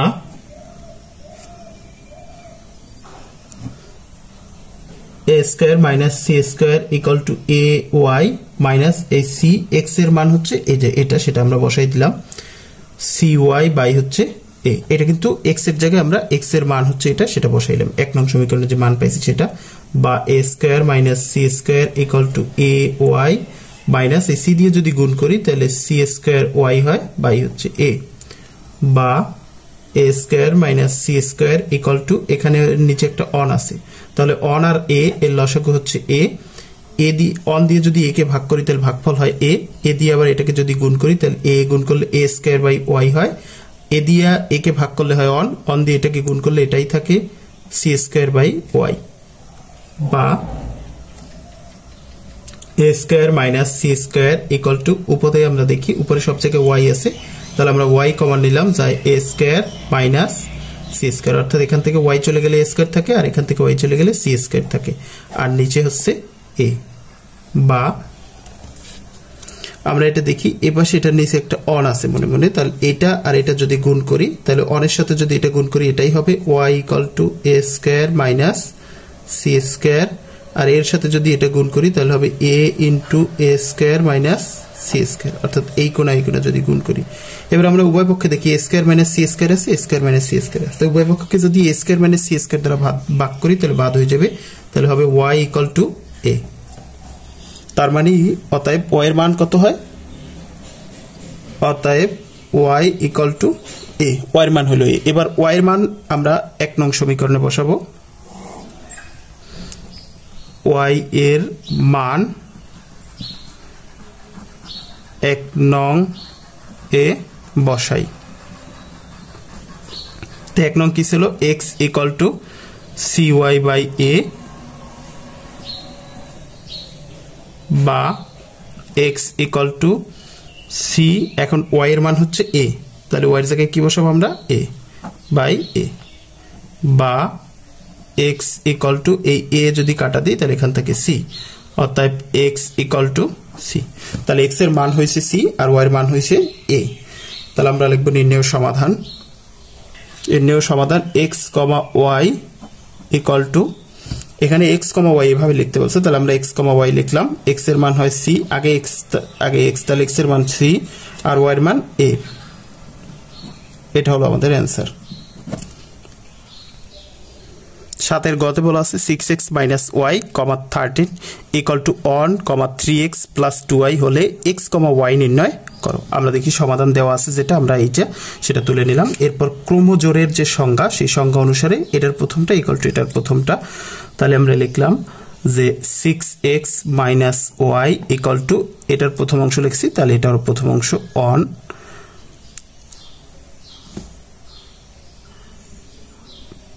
এটা, বা এটা যদি আমরা একটু 2 দিয়ে গুণ করে রাখি তাহলে এখানে হয় 6 দুগুণে 2 দিয়ে যদি গুণ করি তাহলে 6 দুগুণে 12x মাইনাস y কে যদি 2 দিয়ে গুণ করি তাহলে হয় 2y = অনকে যদি 2 দিয়ে গুণ করি তাহলে 2x কে 2। এটাকে আমরা 1 নং সমীকরণ দিলাম। আবার এটার দ্বিতীয় অংশ এখানে আছে 13, এটারও দ্বিতীয় অংশ 3x প্লাস 2y, বা আমরা যদি টোটালটা সাইড চেঞ্জ করি তাহলে 3x plus 2y equal to 13। এটা হলো আমাদের 2 নং সমীকরণ। এবার আমরা দেখি 1 নং হচ্ছে এটা, 2 নং হচ্ছে এটা। 1 নং আর 2 নং যদি যোগ করি তাহলে আমাদের একটার মান পেয়ে যাব। তাহলে আমরা লিখি 1 নং যোগ 2 নং সমীকরণ। 1 নং কত? 1 নং হচ্ছে 12x minus 2y equal to 2, আর 2 নং হচ্ছে 3x plus 2y equal to 13। এবার আমরা একটু খেয়াল করি যে এখানে আমরা ছিল কিন্তু 6x minus y equal to 1। আমরা কেন 2 দিয়ে গুণ করছিলাম? 2 দিয়ে গুণ করার পিছনে কারণ হচ্ছে যে 2 দিয়ে যখন গুণ করছি তখন এখানে দেখি এই যে 2 দিয়ে গুণ করলে এখানে হয়েছে মাইনাস 2y আর এখানে হয়েছে প্লাস 2y। তাহলে আমরা যদি যোগ বিয়োগ করি তাহলে কিন্তু সহজে করা যাবে, এই জন্য আমরা এখানে 2 দিয়ে গুণ করে নিছি। আমরা অন্য সিস্টেমেও বের করতে পারি, কিন্তু এখানে আমরা যেটা সহজ হবে সেই সিস্টেমে করছি। এখানে 2 দিয়ে যদি গুণ করি তাহলে এখানে দেখি এই যে এটা আর এটা কাটা যায়, যোগ করলে তাহলে এটা আর এটা বাদ যায়, তাহলে এখানে থাকে 12x আর এখানে থাকে 3x, তাহলে 12 আর 3 15x হয়।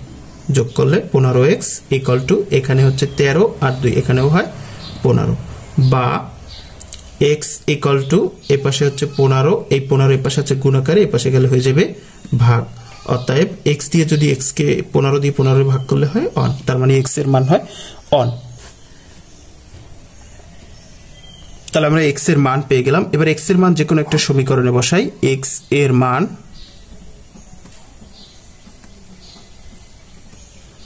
এক নং সমীকরণে বসাই, আমরা 2 নং সমীকরণে বসাই x এর মান 2 নং। 1 নং এ বসালেও হবে। 2 নং কি ছিল? 3x plus 2y equal to 13। এই যে 2 নং যেটা ছিল আমরা সেটা লিখলাম, বা x এর মান হচ্ছে 1, তাহলে x এর মান 1 বসাবো।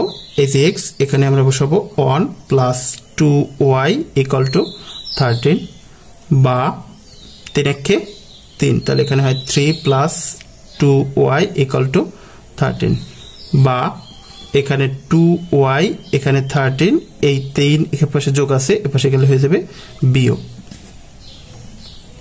বা 2y ইকুয়াল টু 13 থেকে 2 গেলে থাকে 13 থেকে 3, এখানে এটা 3 ছিল, 13 থেকে 3 গেলে থাকে 10, বা y ইকুয়াল টু উভয় পক্ষে যদি 2 দিয়ে ভাগ করি তাহলে এই পাশে 2 দিয়ে ভাগ করলে 2 উঠে যাবে, আর এই পাশে যদি 2 দিয়ে ভাগ করি 10 কে তাহলে হবে 5, তাহলে y এর মান হয় 5। আমাদের x, y নির্ণয় করতে বলছিল, তাহলে আমরা লিখব নির্ণয় সমাধান। নির্ণয় সমাধান x, y ইকুয়াল টু 1, 5, কারণ x এর মান হয়েছে 1 আর y এর মান হয়েছে 5। এটা হলো আমাদের এটার অ্যান্সার। এবার আমরা 8 নম্বর দেখব। 8 এ ক, খ, গ তিনটা প্রশ্ন আছে। ক নম্বর বলা আছে p equal to a, q equal to a b হলে p গুণ q এবং q গুণ p নির্ণয় করো। তাহলে আমরা দেখি দেওয়া আছে কি p ইকুয়াল টু a আর q is equal to a, b, c, এটা দেওয়া আছে, আমরা সেটা তুললাম। অতএব প্রথম আমাদের যেটা বলছে, অতএব p গুণ q, তাহলে আগে p লিখি, p কত? a গুণ q, q হচ্ছে b, c। এবার আমরা দেখি এই গুণ করার সিস্টেম হচ্ছে এটা দিয়ে প্রথমে এটাকেও গুণ, পরেরটাকেও গুণ। তাহলে a দিয়ে যদি b কে গুণ করি তাহলে হবে a, b, আবার a দিয়ে যদি c কে গুণ করি তাহলে হবে a, c। আমরা এগুলোতে ফার্স্ট ব্র্যাকেট দিয়ে দিই, তাহলে এই হলো একটা অ্যান্সার। আর কি বলছে? q গুণ p, তাহলে q কত? b, c, এটা হচ্ছে q গুণ p, উঠাই p হচ্ছে a, ফার্স্ট ব্র্যাকেট। b দিয়ে যদি a কে গুণ করি তাহলে b, a, আর c দিয়ে যদি a কে গুণ করি তাহলে হচ্ছে c, a। তাহলে এই হলো আমাদের 8 এর ক নম্বরের অ্যান্সার। ক নম্বরের দুটো অ্যান্সার, একটাই আর একটা হচ্ছে এ। এবার আমরা খ নম্বর দেখব। খ 8 এর খ নম্বরে দেখি a = 3 4 5 b = 4 5 6 এবং c = x, y হলে দেখাও যে a ইন্টারসেকশন b গুণ c। তাহলে আমরা দেওয়া আছে যেটা সেটা আগে উঠাইলাম, a = b, c যেটা মান দেয়া আছে সেটা উঠাইলাম। এখানে প্রথমত হচ্ছে a ইন্টারসেকশন b গুণ c করতে হবে। তাহলে a ইন্টারসেকশন b করি, a ইন্টারসেকশন b, তাহলে এর মানটা বসাইলাম, ইন্টারসেকশন b এর মানটা বসাইলাম। এবার ইন্টারসেকশন মানে শুধুমাত্র কমন, আমরা এখানে দেখি কমন আছে কি, এখানে 4 এখানে 4, আমরা 4 লিখলাম, এখানে 5 এখানে 5 5 লিখলাম, তাহলে কমন জিনিসটা লিখলাম। তাহলে a ইন্টারসেকশন b হইল 4, 5। এবার আমাদের কি বলছে, a ইন্টারসেকশন b গুণ c, আমরা সেটা করি a ইন্টারসেকশন b গুণ c = প্রথম হচ্ছে ইন্টারসেকশন b যেটা 4, 5 সেটা উঠালাম, গুণ এই যে গুণ চিহ্ন, এবার c এর মান বসালাম। এবার আমরা দেখি 4 দিয়া x কে গুণ আবার y কে গুণ, তাহলে 4x 4y, এই যে 4x 4y গুণ, এবার আবার 5 দিয়ে গুণ হচ্ছে x কে আবার y কেও গুণ, তাহলে 5x 5y সেটা লিখলাম। এটা হচ্ছে আমাদের এটার 8 নম্বরের খ নম্বরের অ্যান্সার। এবার 8 এর গ দেখবো আমরা। 8 এর গ নম্বর বলছে p = 3 5 7, q = 5 7 এবং r = p বা q হলে p ইউনিয়ন q গুণ r নির্ণয় করো।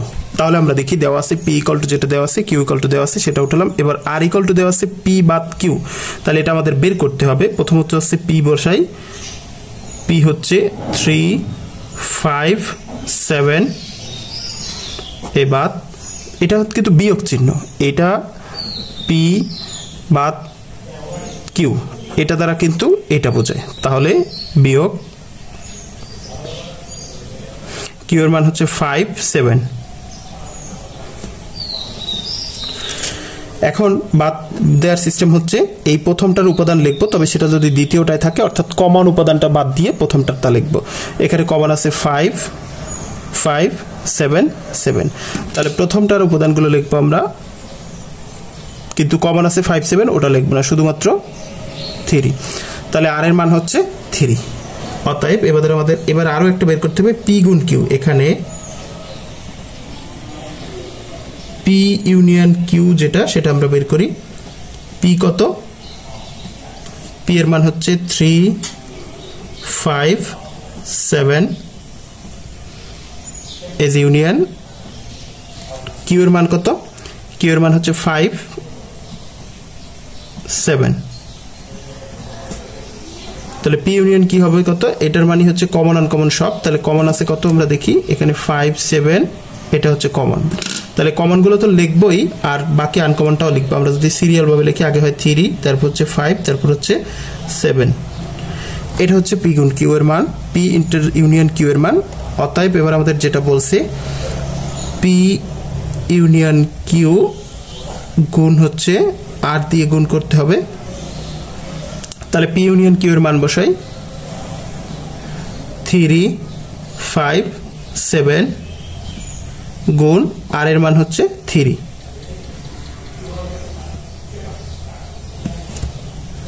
এবার আমরা গুণ করার সিস্টেম জানি, আগে 3 দিয়ে 3 কে গুণ, 3, 3, এবার 3 দিয়ে 5 দিয়ে 3 কে গুণ,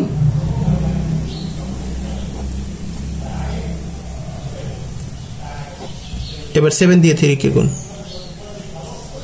7, 3। তাহলে 3 দিয়ে 3 কে আবার 3 দিয়ে 5 কে 7 এর সাথে 3, এভাবে আমরা গঠন করতে পারি। এই যে 3 এর সাথে 3, 5 এর সাথে 3, 7 এর সাথে 3, 3 এর সাথে 3, 5 এর সাথে 3, 7 এর সাথে 3, এভাবে আমরা 8 নম্বর সমাধান করতে পারি। নম্বর বলছে a ও b যথাক্রমে 35 এবং 45 এর সকল গুণনীয়কের সেট হলে a ইউনিয়ন b এবং a ইন্টারসেকশন b নির্ণয় করো। তার মানে a হচ্ছে 35 এর গুণনীয়ক এবং b হলো 45 এর গুণনীয়কের সেট। তাহলে আমরা আগে 35 এর গুণনীয়ক বের করতে হবে। এখানে এই 35 কে আমরা ভাঙাই, 35 কে ভাঙানো যায় 1 গুণ 35, তারপর ভাঙানো যায় 5 গুণ 7, অর্থাৎ 35 কে 35, 5 7 35, আর কোনোভাবে কিন্তু ভাঙানো যায় না। এবং 45 কে যদি আমরা ভাঙাই, 45 কে ভাঙানো যায় 1 গুণ 45 হয়, তারপর হচ্ছে 3 হয়, 3 15 45, তারপর হচ্ছে 5 হয়, 5 নং 45 আর যায় না, কিন্তু এভাবেই ভাঙানো যায়, আর কোনোভাবে ভাঙানো যায় না। অতএব 35 এর গুণনীয়ক, 35 এর গুণনীয়কের সেট কি হবে? এ। তাহলে 35 এর গুণনীয়ক এ ইকুয়াল টু 1 5 1, 5, 7, 35। অতএব 45 এর গুণনীয়ক বি হবে 45 এর গুণনীয়ক, তাহলে বি ইকুয়াল টু 1 3 5 এভাবে যাবে ছোট থেকে বড়, 1 তারপর হচ্ছে 3 তারপর হচ্ছে 5 এরপর 9 তারপর হচ্ছে 15 তারপর হচ্ছে 45। তাহলে আমরা এ এবং বি পেয়ে গেলাম। এবার আমাদের প্রথম বলছে অতএব এ ইউনিয়ন বি। তাহলে আমরা আগে এ লিখি 1 5 7 35। এবার দেখি ইউনিয়ন বি এর মান বসাবো। বি এর মান হচ্ছে এইগুলো 1 3 5 9 15 45। এবার আমরা ইউনিয়ন জানি কমন আনকমন সবগুলো, আমরা দেখি কমন কোনগুলো আছে। 5 5 1 কমন, তারপর হচ্ছে 1 5 1 5, আর কোনো কমন সংখ্যা নেই। তাহলে আমরা কমন আনকমন সব লিখবো। আগে সিরিয়াল অনুযায়ী যদি লিখি তাহলে 1, তারপর হয় 3, তারপর হচ্ছে 5, এরপর 7, তারপর 9, তারপর 15, তারপর 35, তারপর হচ্ছে 45। এখান থেকে কমন আনকমন সব লিখবো। তাহলে কিন্তু লেখার সময় একটু সিরিয়াল মেনটেন করে লিখবো, ছোট থেকে বড় লিখবো। এটা হচ্ছে একটা অ্যান্সার। আবার আরেকটা দেখি, এ ইন্টারসেকশন বি। আমরা এর মানগুলো আগে লিখি 1 5 7 35। ইন্টারসেকশন বি এর মানগুলো কি? 1 3 5 9 15 45। এই ইন্টারসেকশন মানে শুধুমাত্র কমন গুলো। আমরা দেখি কমন আছে কোনগুলো। 1 আছে, 1 5 5 আছে, তাহলে 1 আর 5 কমন। শুধুমাত্র ইন্টারসেকশনে শুধুমাত্র কমন গুলো নিতে হয়, তাহলে 1 আর 5 এসে আরেকটা অ্যান্সার। তাহলে 9 নম্বরটা দেখি, আমাদের এ ও বি যথাক্রমে 35 এবং 45 এর সকল গুণনীয়ক। তাহলে আগে এ সমান 35 এর গুণনীয়ক আর বি সমান 45 এর গুণনীয়ক। তাহলে এই 35 এর গুণনীয়কটা হবে এ আর 45 এর গুণনীয়কটা হবে বি, সেটা লিখলাম। এবার এই ইউনিয়ন বি শুধু কমন আনকমন সব, আর এ ইন্টারসেকশন বি শুধুমাত্র কমনটা লিখে আমরা 9 নম্বর অ্যান্সার শেষ করতে পারি। 10 নম্বর, যে সকল স্বাভাবিক সংখ্যা দ্বারা 346 এবং 556কে ভাগ করলে প্রতি ক্ষেত্রে 31 অবশিষ্ট থাকে তাদের সেট নির্ণয় করো। অর্থাৎ এমন সংখ্যাগুলোর সেট নির্ণয় করব যে সংখ্যাগুলো দ্বারা এই যে 346 এবং 556কে ভাগ করলে প্রত্যেক ক্ষেত্রে 31 অবশিষ্ট থাকে। তাহলে এখন একটা বিষয় দেখি, যদি 31 অবশিষ্ট থাকে তাহলে সেই সংখ্যাটা অবশ্যই 31-এর চেয়ে বড় হবে, তা না হলে তো হবে না। যেমন আমরা এখানে দেখি 2 দিয়ে যদি আমরা 5কে ভাগ করি তাহলে 2 বাদ যায়, 2 দুগুণে 4, তাহলে অন। এই অন অবশিষ্ট থাকবে কখন? যখন ভাগযোগ অনেক থেকে বড় হবে, অনেক থেকে বড় হবে। তার মানে হচ্ছে যদি 31 অপেক্ষায় বড় না হয়, 31 অপেক্ষায় যদি বড় না হয় সংখ্যাগুলো, তাহলে কিন্তু 31 অবশিষ্ট থাকবে না। ভাজকগুলো 31 অপেক্ষায় বড় হতে হবে, কারণ এই অনেক থেকে বড় 2 বলেই কিন্তু ভাগশেষ 2 অন থাকতেছে। আর ভাগশেষ যদি 31 অপেক্ষায় বড় না হয়, মানে ভাজক যদি 31 অপেক্ষায় বড় না হয়, তাহলে কিন্তু 31 অবশিষ্ট থাকবে না। তাহলে ভাজকটা অবশ্যই 31 অপেক্ষায় বড় হতে হবে। এখানে কিন্তু আমাদের ভাজকগুলো নির্ণয় করতে বলছে। সেই ভাজকগুলো কোন ভাজকগুলো? যে ভাজকগুলো 31 অপেক্ষায় বড়, কারণ 31 অপেক্ষায় বড় না হলে কিন্তু 31 ভাগশেষ থাকবে না। এবার আমরা দেখি যে সকল স্বাভাবিক সংখ্যা দ্বারা 346 এবং এতকে ভাগ করলে প্রতি ক্ষেত্রে 31 অবশিষ্ট থাকবে, সে সংখ্যা হবে 31 অপেক্ষায় বড় এবং 346 বিয়োগ 31 সমান 315 এবং 556 বিয়োগ 31 সমান 525 এর সাধারণ গুণনীয়ক। অর্থাৎ যেহেতু এই 346কে ভাগ করলে 31 অবশিষ্ট থাকবেই, তাহলে আমরা 31 যদি বাদ দিয়ে দিই, 31 বাদ দিলে 315 হয়। এখন যদি ভাগ করি তাহলে কিন্তু আর 31 অবশিষ্ট থাকবে না, সেজন্য আমরা 31কে বাদ দিয়ে 315 বের করছি এবং এখানেও 31কে বাদ দিয়ে 525 এর বের করছি এবং সাধারণ গুণনীয়ক। এবার আমরা দেখি আরো বিস্তারিত দেখলে আমরা বিষয়টা ভালো বুঝতে পারবো। 31 অপেক্ষায় বড় 315 এর গুণনীয়কের সেটকে আমরা এ ধরছি, আর 31 অপেক্ষায় বড় 525 এর যে গুণনীয়ক অর্থাৎ যেগুলো দিয়ে 525কে ভাগ করা যাবে ওদের সেটকে আমি বি ধরেছি। তাহলে 315 এর যে গুণনীয়কগুলো হবে অর্থাৎ 315 এর যে সংখ্যা দিয়ে ভাগ করা যাবে সেগুলোকে আমরা এ, আর 525কে যে সংখ্যা দিয়ে ভাগ করা যাবে সেটাকে আমরা বি ধরেছি।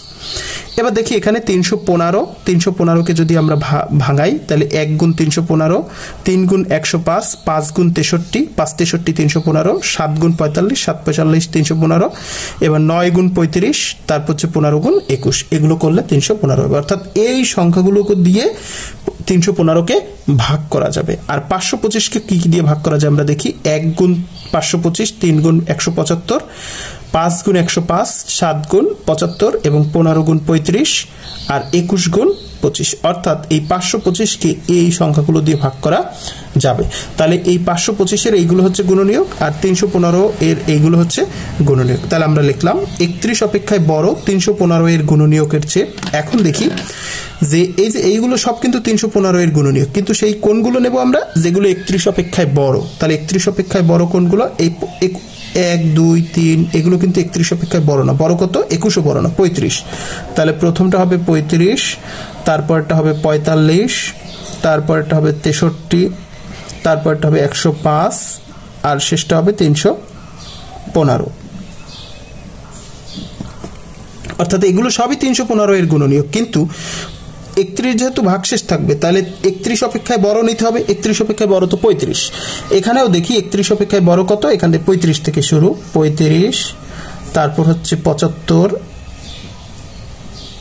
এরপর হচ্ছে 105, তারপর হচ্ছে 175 আর শেষটা হচ্ছে 525।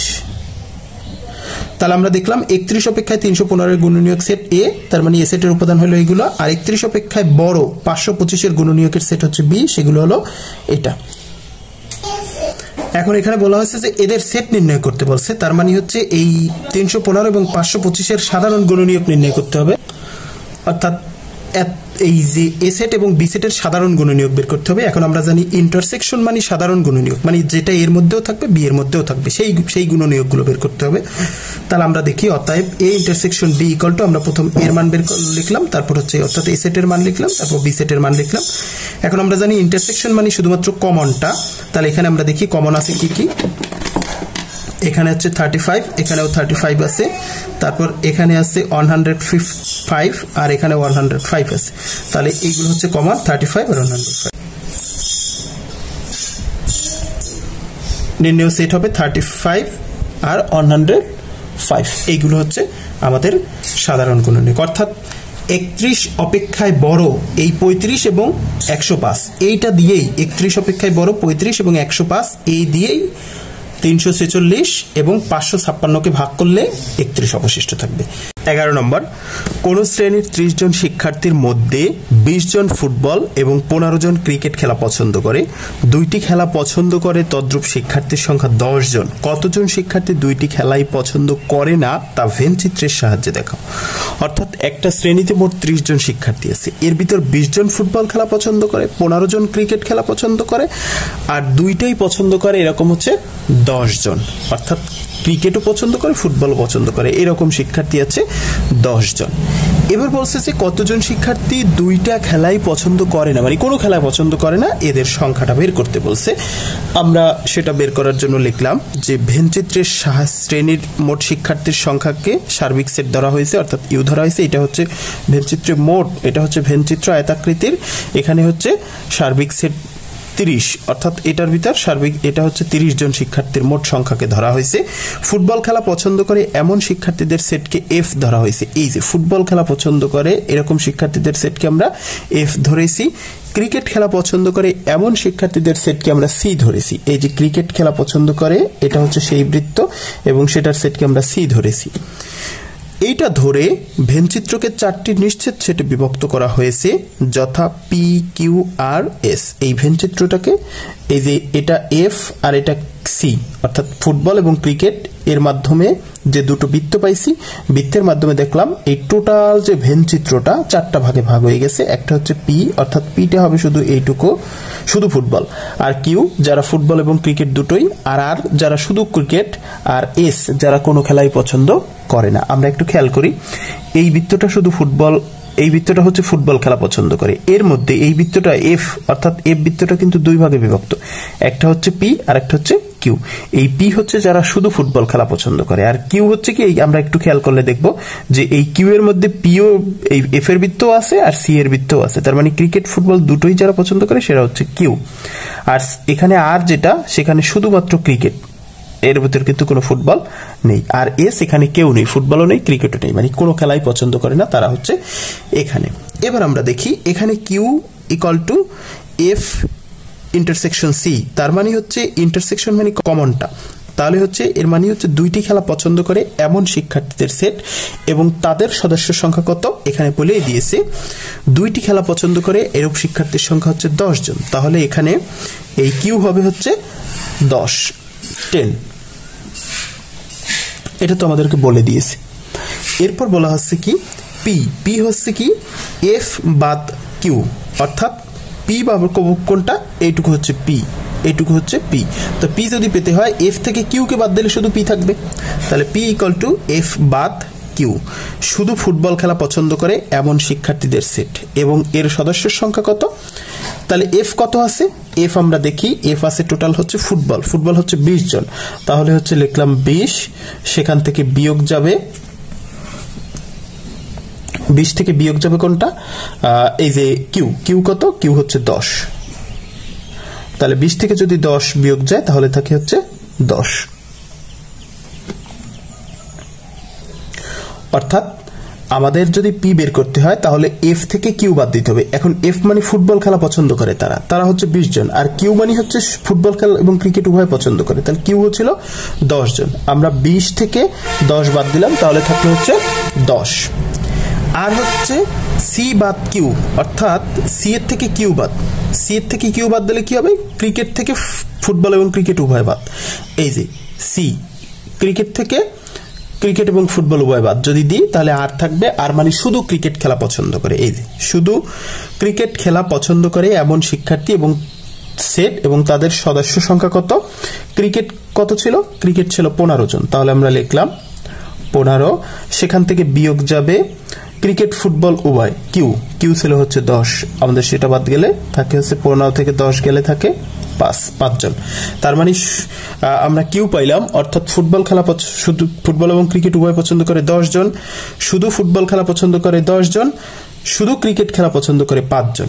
এবার পি ইউনিয়ন কিউ ইউনিয়ন আর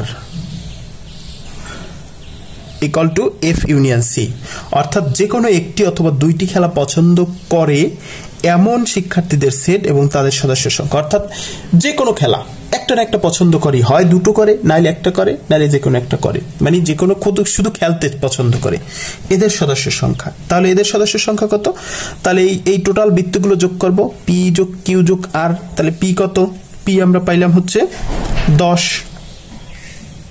যোগ কিউ, কিউ কত পাইলাম, কিউ পাইলাম হচ্ছে 10 যোগ আর, আর কত পাইলাম, আর পাইলাম হচ্ছে 5, তাহলে 10 আর 10 20 আর 5 25, তার মানে হচ্ছে যে কোনো একটা খেলা পছন্দ করে এমন শিক্ষার্থীর সংখ্যা হচ্ছে 25 জন।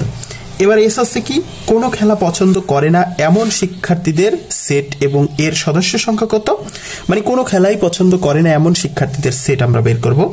তাহলে আমরা টোটাল শিক্ষার্থী আমরা জানি হচ্ছে 30 জন, সেখানে যে কোনো একটা খেলা পছন্দ করে এমন শিক্ষার্থী হচ্ছে 25 জন। তাহলে মোট শিক্ষার্থী থেকে যে কোনো একটা খেলা পছন্দ করে এমন শিক্ষার্থীর সংখ্যা বাদ দিই, 30 থেকে যদি 25 বাদ দিই তাহলে 5 জন। তার মানে এস বা কোনো খেলা পছন্দ করে না এমন শিক্ষার্থীর সংখ্যা হবে 5 জন। আমাদের প্রশ্নে বলছিল যে কতজন শিক্ষার্থী দুইটি খেলাই পছন্দ করে না, তাদের ভেনচিত্রের সাহায্যে দেখাও। তাহলে দুইটি খেলাই পছন্দ করে না এমন শিক্ষার্থীর সংখ্যা আমরা কত পাইলাম? 5 জন। আর পি এর মান পাইলাম 10, কিউ এর মান পাইলাম 10, আর এর মান পাইলাম 5। এখানে আমরা যে বের করছি, তাহলে আমরা লিখতে পারি অতএব কোনো খেলাই পছন্দ করে না এমন শিক্ষার্থীদের সংখ্যা 5 জন। 12 নম্বর, 100 জন শিক্ষার্থীর মধ্যে কোনো পরীক্ষায় 65 জন শিক্ষার্থী বাংলায়, 48 জন শিক্ষার্থী বাংলা ও ইংরেজি উভয় বিষয়ে পাশ করে এবং 15 জন শিক্ষার্থী উভয় বিষয়ে ফেল করেছে। কারণ বলছে সংক্ষিপ্ত বিবরণ সহ উপরের তথ্যগুলো ভেনচিত্রের প্রকাশ করো। এখানে আমরা একটা বিষয় খেয়াল করি, মোট শিক্ষার্থীর সংখ্যা কিন্তু 100 জন, আর 65 জন হচ্ছে বাংলায় পাশ করছে, আর 48 জন বাংলা ইংরেজি উভয় বিষয়ে পাশ করছে, আর ফেল করেছে কয়জন? 15 জন। তাহলে বাংলায় 65 জন আর উভয় বিষয়ে 48 জন, ফেল করছে 15 জন। ইংরেজিতে কয়জন পাশ করছে সেটা কিন্তু দেয়া নাই, আমরা একটু সেটা বের করব। তার আগে বলছে যে সংক্ষিপ্ত বিবরণ সহ এগুলো ভেনচিত্র প্রকাশ করতে বলছে। তাহলে ভেনচিত্রে আয়তাকার ক্ষেত্রটি, এখানে আমরা একটা ভেনচিত্র আঁকছি। এই ভেনচিত্রের যে আয়তাকার ক্ষেত্রটি 100 জন পরীক্ষার্থীর সেটকে সার্বিক সেট ধরা হয়েছে। এখানে সার্বিক সেট, এই যে আয়তক্ষেত্রটা, এটা 100 জন পরীক্ষার্থী দেখানোর জন্য এটা বসানো হয়েছে। এবং পরস্পর ছেদি দুইটি বৃত্তক্ষেত্র দ্বারা বাংলা ও ইংরেজি বিষয়ে পাশ করা পরীক্ষার্থীদের সেট যথাক্রমে বি এবং এফ নির্দেশ করা হয়েছে। অর্থাৎ এখানে পরস্পর ছেদি মানে একটার মধ্যে আর একটা সেট করছে, এরকম দুটো বৃত্ত আছে, একটা বৃত্ত আর একটা বৃত্ত। এই বৃত্তটা বাংলা, এই বৃত্তটা ইংরেজিতে পাশ করা শিক্ষার্থীদের সেট নির্দেশ করছে। এখন এই যে পরস্পর ছেদি দুইটা বৃত্ত টোটাল ভেনচিত্রটাকে 4টা ভাগে ভাগ করছে, সেটা আমরা লিখছি যে ভেনচিত্রটি 4টি নিশ্চিত সেটে বিভক্ত করা হয়েছে, যথা পি, কিউ, আর আর এফ। এখানে পি মানে শুধু বাংলায় যারা পাশ করছে, কিউ মানে বাংলা এবং ইংরেজি উভয় বিষয়ে পাশ করছে, আর হচ্ছে শুধু বাংলায় পাশ, ইংরেজিতে পাশ করছে এমন শিক্ষার্থীর সংখ্যা, আর এফ মানে হচ্ছে কোনো বিষয় পাশ করেনি অর্থাৎ ফেল করা শিক্ষার্থীর সংখ্যা, উভয় বিষয়ে ফেল করা শিক্ষার্থীর সংখ্যা। এই হলো কিন্তু আমাদের ক নম্বর অ্যান্সার শেষ। সংক্ষিপ্ত বিবরণ সহ আমরা তথ্যগুলো তুলে ধরলাম। আমরা এখানে দেখি এই টোটাল আয়তক্ষেত্রটা 100 জন শিক্ষার্থী, এই পি, এই বৃত্তটা শুধু, এই বৃত্তটা হচ্ছে বাংলায় যারা পাশ করছে তাদের, আর পি হচ্ছে শুধু বাংলায় পাশ করছে তাদের, কিউ হচ্ছে উভয় বিষয়ে পাশ করছে তাদের, আর আর হচ্ছে শুধু ইংলিশে পাশ করছে তাদের, কারণ এই বৃত্তটা ইংলিশে পাস করছে তাদের, আর আর হচ্ছে শুধু ইংলিশে পাশ করছে তাদের, আর কিউ তো হচ্ছে বাংলা এবং ইংরেজি উভয় বিষয়ে পাশ করছে তাদের সংখ্যা। এফ মানে কি? এখানে বৃত্ত নেই, তার মানে হচ্ছে এখানে কেউ পাশ করেনি এমন শিক্ষার্থীর সংখ্যা। আমরা উভয় বিষয়ে পাশ করা শিক্ষার্থীর সংখ্যাকে একটু কালার করে দিলাম, তাহলে এখানে হচ্ছে উভয় বিষয়ে পাশ করছে। এখন আমরা দেখি এই যে কালার করা অংশটা কিন্তু আর এর মধ্যেও আছে, পি এর মধ্যেও আছে। আচ্ছা, এবার আমরা দেখি খ নম্বর। খ নম্বর বলছে শুধু বাংলায় ও ইংরেজিতে পাশ করেছে তাদের সংখ্যা নির্ণয় করো। মানে শুধু বাংলা এবং ইংরেজিতে যারা পাশ করছে তাদের আমরা সংখ্যা নির্ণয় করব।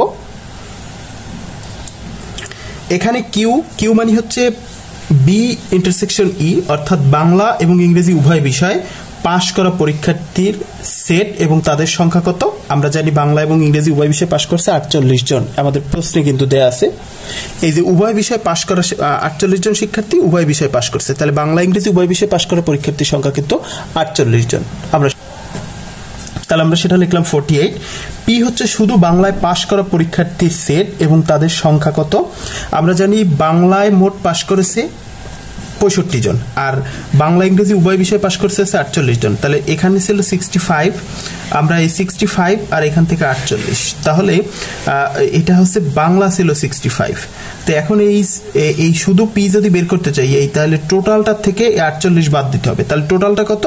বাংলায় পাশ করছে 65 জন, তাহলে আমি 65 থেকে 48 বাদ দিলাম, 65 থেকে 48 বাদ দিলে 17 থাকে, তার মানে পি হবে 17 জন শুধু বাংলায় পাশ করছে।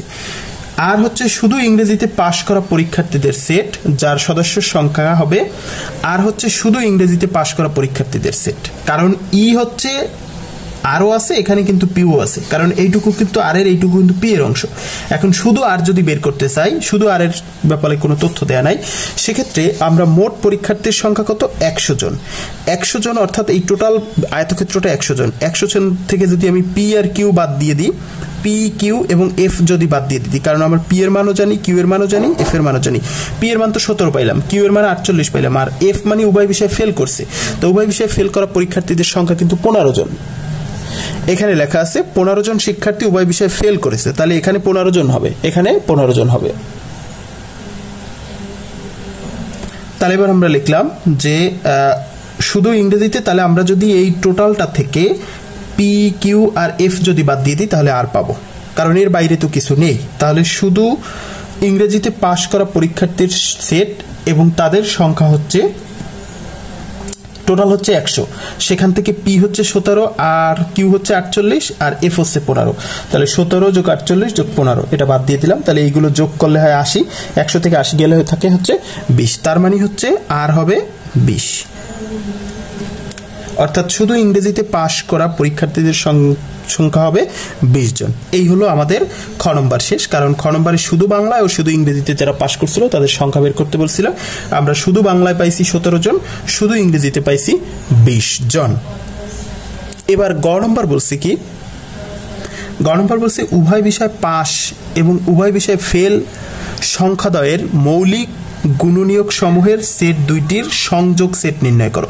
তার মানে উভয় বিষয়ে যারা পাশ করছে এবং উভয় বিষয়ে যারা ফেল করছে, ওই যে সংখ্যা দুটো, উভয় বিষয়ে পাশ করছে কয়জন, উভয় বিষয়ে পাশ করছে কিন্তু উভয় বিষয়ে পাশ করছে হচ্ছে 48 জন। উভয় বিষয়ে পাশ করা পরীক্ষার্থী অর্থাৎ কিউ হচ্ছে 48 জন, এবং উভয় বিষয় ফেল করা শিক্ষার্থীদের সংখ্যা কিন্তু 15 জন। এই 15 এবং 48-এর মৌলিক গুণনীয়ক সমূহ বের করব এবং তাদের সংযোগ সেট বের করব। আমরা সেটা দেখি। আমরা পাই উভয় বিষয় পাশ করেছে 48 জন। এখানে লেখাই আছে যে উভয় বিষয়ে 48 জন শিক্ষার্থী বাংলা ইংরেজি উভয় বিষয়ে পাশ করছে। আমরা লিখলাম যে উভয় বিষয়ে পাশ করছে 48 জন এবং উভয় বিষয়ে ফেল করছে 15 জন। এই যে 15 জন শিক্ষার্থী উভয় বিষয়ে ফেল করছে, আমরা সেটা লিখলাম। মনে করি 48-এর মৌলিক গুণনীয়কের সেট এ আর 15-এর মৌলিক গুণনীয়কের সেট হচ্ছে বি। এখানে অন গুণ 48, 24 দুগুণে 48, 3 16 48, 4 12 48, 6 48, এভাবে 48কে ভাঙাতে পারি। তাহলে এর ভিতর হচ্ছে মৌলিক সংখ্যাগুলো নিতে হবে। তাহলে মৌলিক কোনটা, অন কিন্তু মৌলিক না। আমরা জানি যে সংখ্যাকে এক এবং ওই সংখ্যা ব্যতীত অন্য কোনো সংখ্যা দ্বারা ভাগ করা যায় না, সেক্ষেত্রে তুলগুলো হচ্ছে মৌলিক সংখ্যা। এক কিন্তু মৌলিক সংখ্যা না, এক যৌগিকও না। 2 হচ্ছে মৌলিক সংখ্যা, প্রথম হচ্ছে 2, তারপর 3, তারপর 5, তারপর 7, এরপর হচ্ছে 11, এগুলো হচ্ছে মৌলিক সংখ্যা। তাহলে 2 মৌলিক সংখ্যা, 3 মৌলিক সংখ্যা, 4 কিন্তু মৌলিক না, কারণ 2 দুগুণে 4, আবার 6 মৌলিক না, আর কোনো সংখ্যা মৌলিক নেই। তাহলে 2 আর 3 মৌলিক সংখ্যা, অর্থাৎ a = 2 এবং 3। আর 15কে যদি ভাঙাই তাহলে অন গুণ 15, 3 5 15 হয়। এবার এর ভিতরে আমরা অঞ্চ জানি মৌলিক না, এখানে মৌলিক হচ্ছে 3 আর মৌলিক হচ্ছে 5, এই 3 আর 5 এগুলো হচ্ছে মৌলিক। এখানে 3, এখানে 5, তাহলে b = 3 আর 5, আর এখানে হচ্ছে 2 3। অতএব এখন বলছে কি যে উভয় বিষয় পাস এবং উভয় বিষয় ফেল সংখ্যাদ্বয়ের মৌলিক গুণনীয়ক সমূহের সেট দুইটির সংযোগ সেট নির্ণয় করো। তাহলে মৌলিক গুণনীয়ক সমূহের সেট হইল এ, আরেকটা হইল বি। এবার এর কি করব, সংযোগ। এখন এই হচ্ছে সংযোগ, তাহলে এ সংযোগ বি = 2 3, এখানে এর মান বসালাম, তারপর হচ্ছে আমরা বি এর মান বসালাম। এখন সংযোগ মানে আমরা জানি কমন আনকমন সবগুলো। এখানে কমন আছে কি, এখানে কমন আছে 3, তাহলে আমরা 3 তো লিখবো। আমরা যদি সিরিয়াল অনুযায়ী লিখি, আগে 2, তারপর 3, তারপর 5। এটা হচ্ছে আমাদের গ নম্বরের অ্যান্সার।